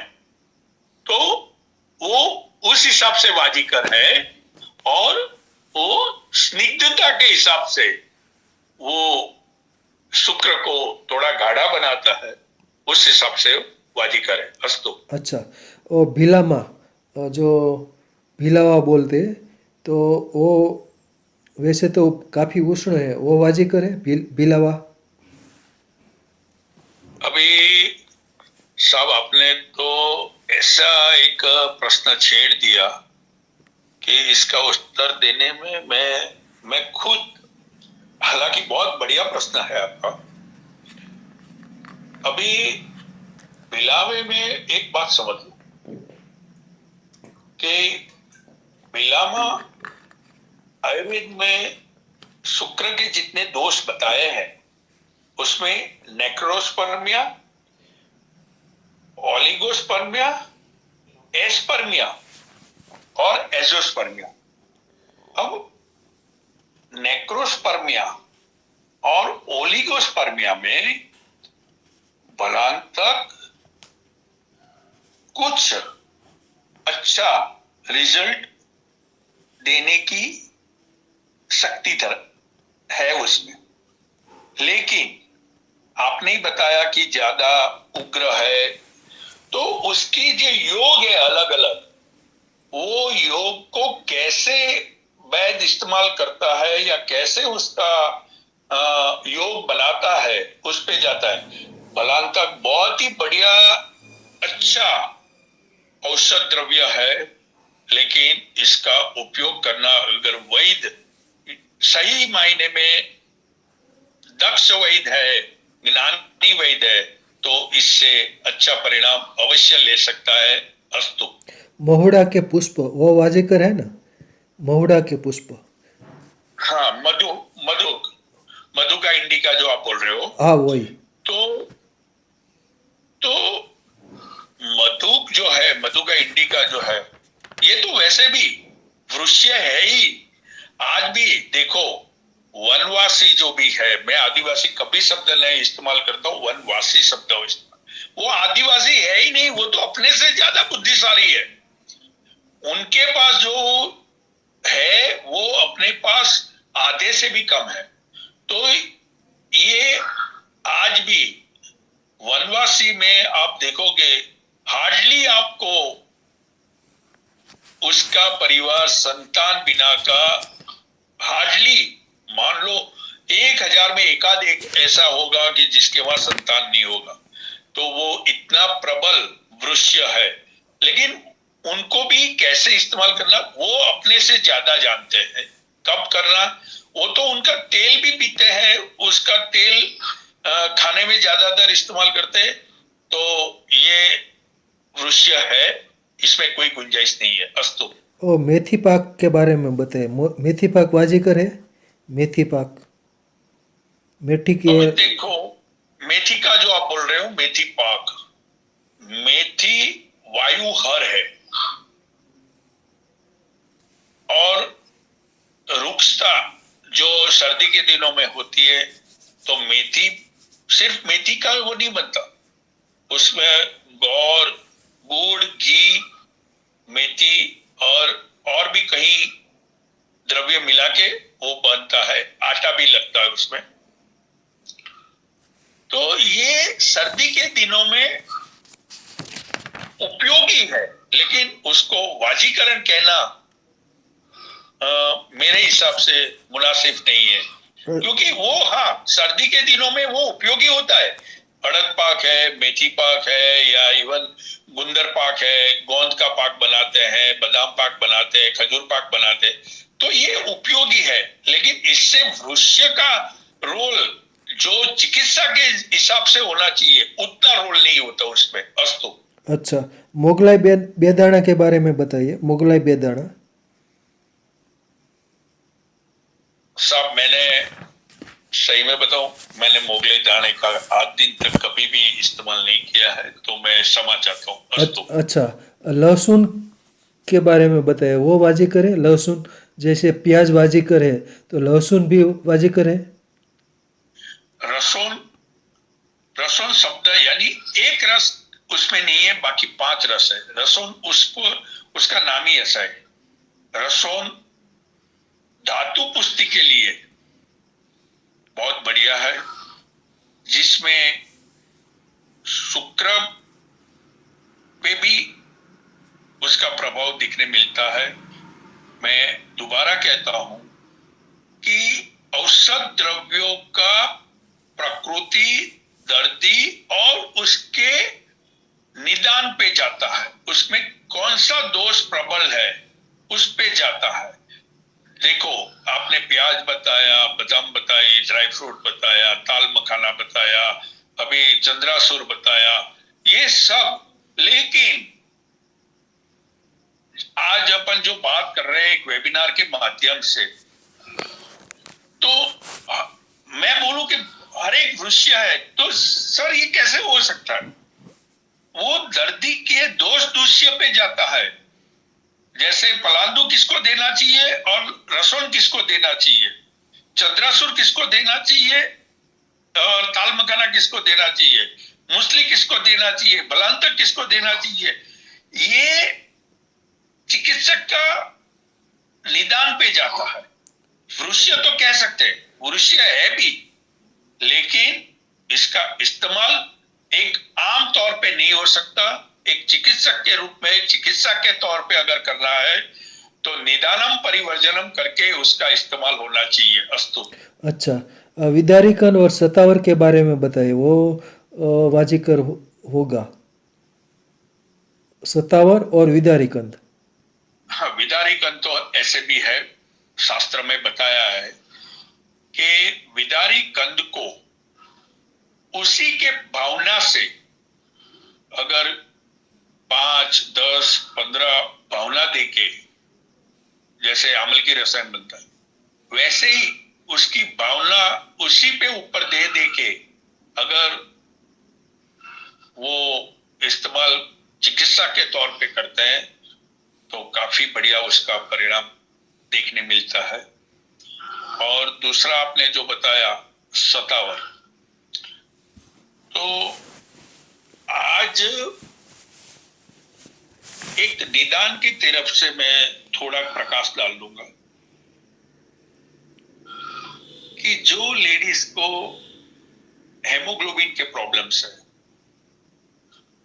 और गाइनेकल प्रॉब्लम्स है और उनके गुप्तांगों पे गर्मी ज्यादा रहती है, बार बार यूरिनरी इन्फेक्शन होता है, तो ये सब उनके परिवार में एक सहजीवन के लिए बाधक है। तो वहां सतावर लेडीज में, अभी आपने बताया था कि लेडीज को भी वृक्ष दवाई की जरूरत रहती है, लेकिन ऐसे मरीज जो है, यानी जो स्त्री ऐसी बीमारियों से है, तो वहां उनके लिए वाजीकरण सतावर के तौर पे दे के दोनों तरफ से परिणाम अपन ले सकते हैं। तो ये फिर वापस वही बात आ गई, निदानम परिवर्जनम। कौन सी स्थिति में कब, कहां, कब, क्यों, ये सब जानने के ये औषध प्रयोग दोनों विदारिकंद, मेल के लिए है तो सतावर फीमेल के लिए है। अस्तु। अच्छा अच्छा। दूसरा जो अदरक पाक है, जो सौंठ है, सूंठ जो विंटर सीजन में ज़्यादा इस्तेमाल होती है, और वो वाजीकर है, सूंठ, सौंफ, सौंठ सौंठ। हाँ, मैं समझ गया। सूंठ यानी अदरक, ड्राई अदरक को सौंठ बोलते हैं, और शास्त्रीय नाम उसका है श्रृंगवेर। तो सौंठ जो है ना, वो सहायक है, वो सहायक है, दूसरे औषध में जोड़ के उसके योग में वहां वो रोल काम में आता है, वो सहायक है। दूसरी एक बात, अदरक पाक की जो आपने बताया, तो सर्दी के दिनों में अदरक पाक लेना उचित है, लेकिन गर्मी के दिनों में अदरक पाक कोई नहीं लेता। बारिश के दिनों में जब बहुत बारिश गिरी होती है, तब जाके फिर वापस अदरक पाक काम करता है। तो यहां सीजन अनुरूप, ऋतु अनुरूप कहाँ इस्तेमाल करना, ये विवेक भी अपने को रखना है। लेकिन ये सहायक है, वृश्य नहीं है। वृश्य कैसे कह सकते हैं कि इसकी अग्नि प्रदीप्त करने का जो गुण है, और जो औषध वृश्य औषध है, उसको वो पचन करने में मदद करके उसको सही मायने में उस परिणामदायी बनाता है। उस हिसाब से सहायक औषध के हिसाब से इसको वृश्य भी कह सकते हैं, लेकिन प्योरली वृश्य है ऐसा नहीं है। अस्तु। अच्छा अच्छा, बहुत बढ़िया। और सुशील उपाध्याय सर, बोलिए, आपका प्रश्न बोलिए, उपाध्याय सर। मेरा ये प्रश्न था कि ये बहुत अच्छी चर्चा हुई और बड़ा ज्ञान की बातें हुई बाजीकरण में।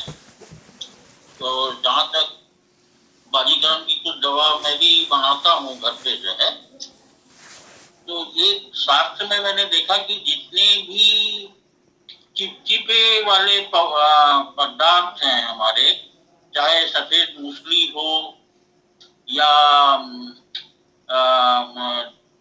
दूसरा कोई भी हम ये लेते हैं, सतावर है, तो जितने भी जो चिपचिपे हैं जो है, या आपने भिंडी की बात की, उसमें भी लस है जो है, तो लस वाले जितने पौधे हैं वो दिया है शास्त्र में कि ये बाजीकरण में काम आता है। लेकिन जहां तक डॉक्टर साहब ने कहा कि ये हर एक की प्रकृति में अलग अलग असर करता है जो है, सबके लिए एक ही चीज असर नहीं करता है। लेकिन मेरा अभी फिर से एक रिपीट प्रश्न है कि इस समय पूरे वर्ल्ड में जो है, यही इन्हीं दवाओं से मिलकर जो हमारा आयुर्वेदिक दवा है, या हमारा पारंपरिक औषधि पौधे हैं, जो हमारे आयुर्वेदिक डॉक्टर भी बनाते हैं और जो हमारे जनजाति समूह हैं वो भी बनाते हैं जो है। लेकिन अभी उसमें उन्होंने एक संशोधन करके जो है, उन्होंने उसमें बेकिंग सोडा मिला के जो है एक ऐसा तैयार किया है आयुर्वेद की दवा, जिसमें उनका ये दावा है कि जो है उसमें 40-45 साल से, 40 साल से ऊपर से लेकर 70-80 साल के बुजुर्ग तक को भी जो है हम उस दवा को देते हैं तो तुरंत असर करता है। दूसरा एक प्रश्न हमारा ये आता है कि जो बाजीकरण की बात करते हैं, हम पुरुषों की बात करते हैं, महिलाओं के लिए हमने बहुत कम बात की है कि इनके लिए ये दवा सूट करेगी। जहां तक कुछ पौधों का सवाल है, जैसे बाजरा है, ये फीमेल हार्मोन में बहुत अच्छा काम करता है जो है। जैसे आपने सतावर बताया, सतावर भी फीमेल हार्मोन में बहुत अच्छा काम करता है। तीसरा जो बला की बात आई है, तो जो बला है हमारा, चाहे भूमि बला हो, चाहे महाबला हो, या अन्य बलाएं हैं जो है, उसमें तो स्टेरॉइड है जो है, और जिससे बलारिष्ट बनता है हमारा जो है। और खास करके ये जो स्टेरॉइड है, ये हमारे जो स्पोर्ट्स पर्सन है वो ज्यादा लेते हैं, इंस्टिंक्ट उनको रिलैक्स मिलता है।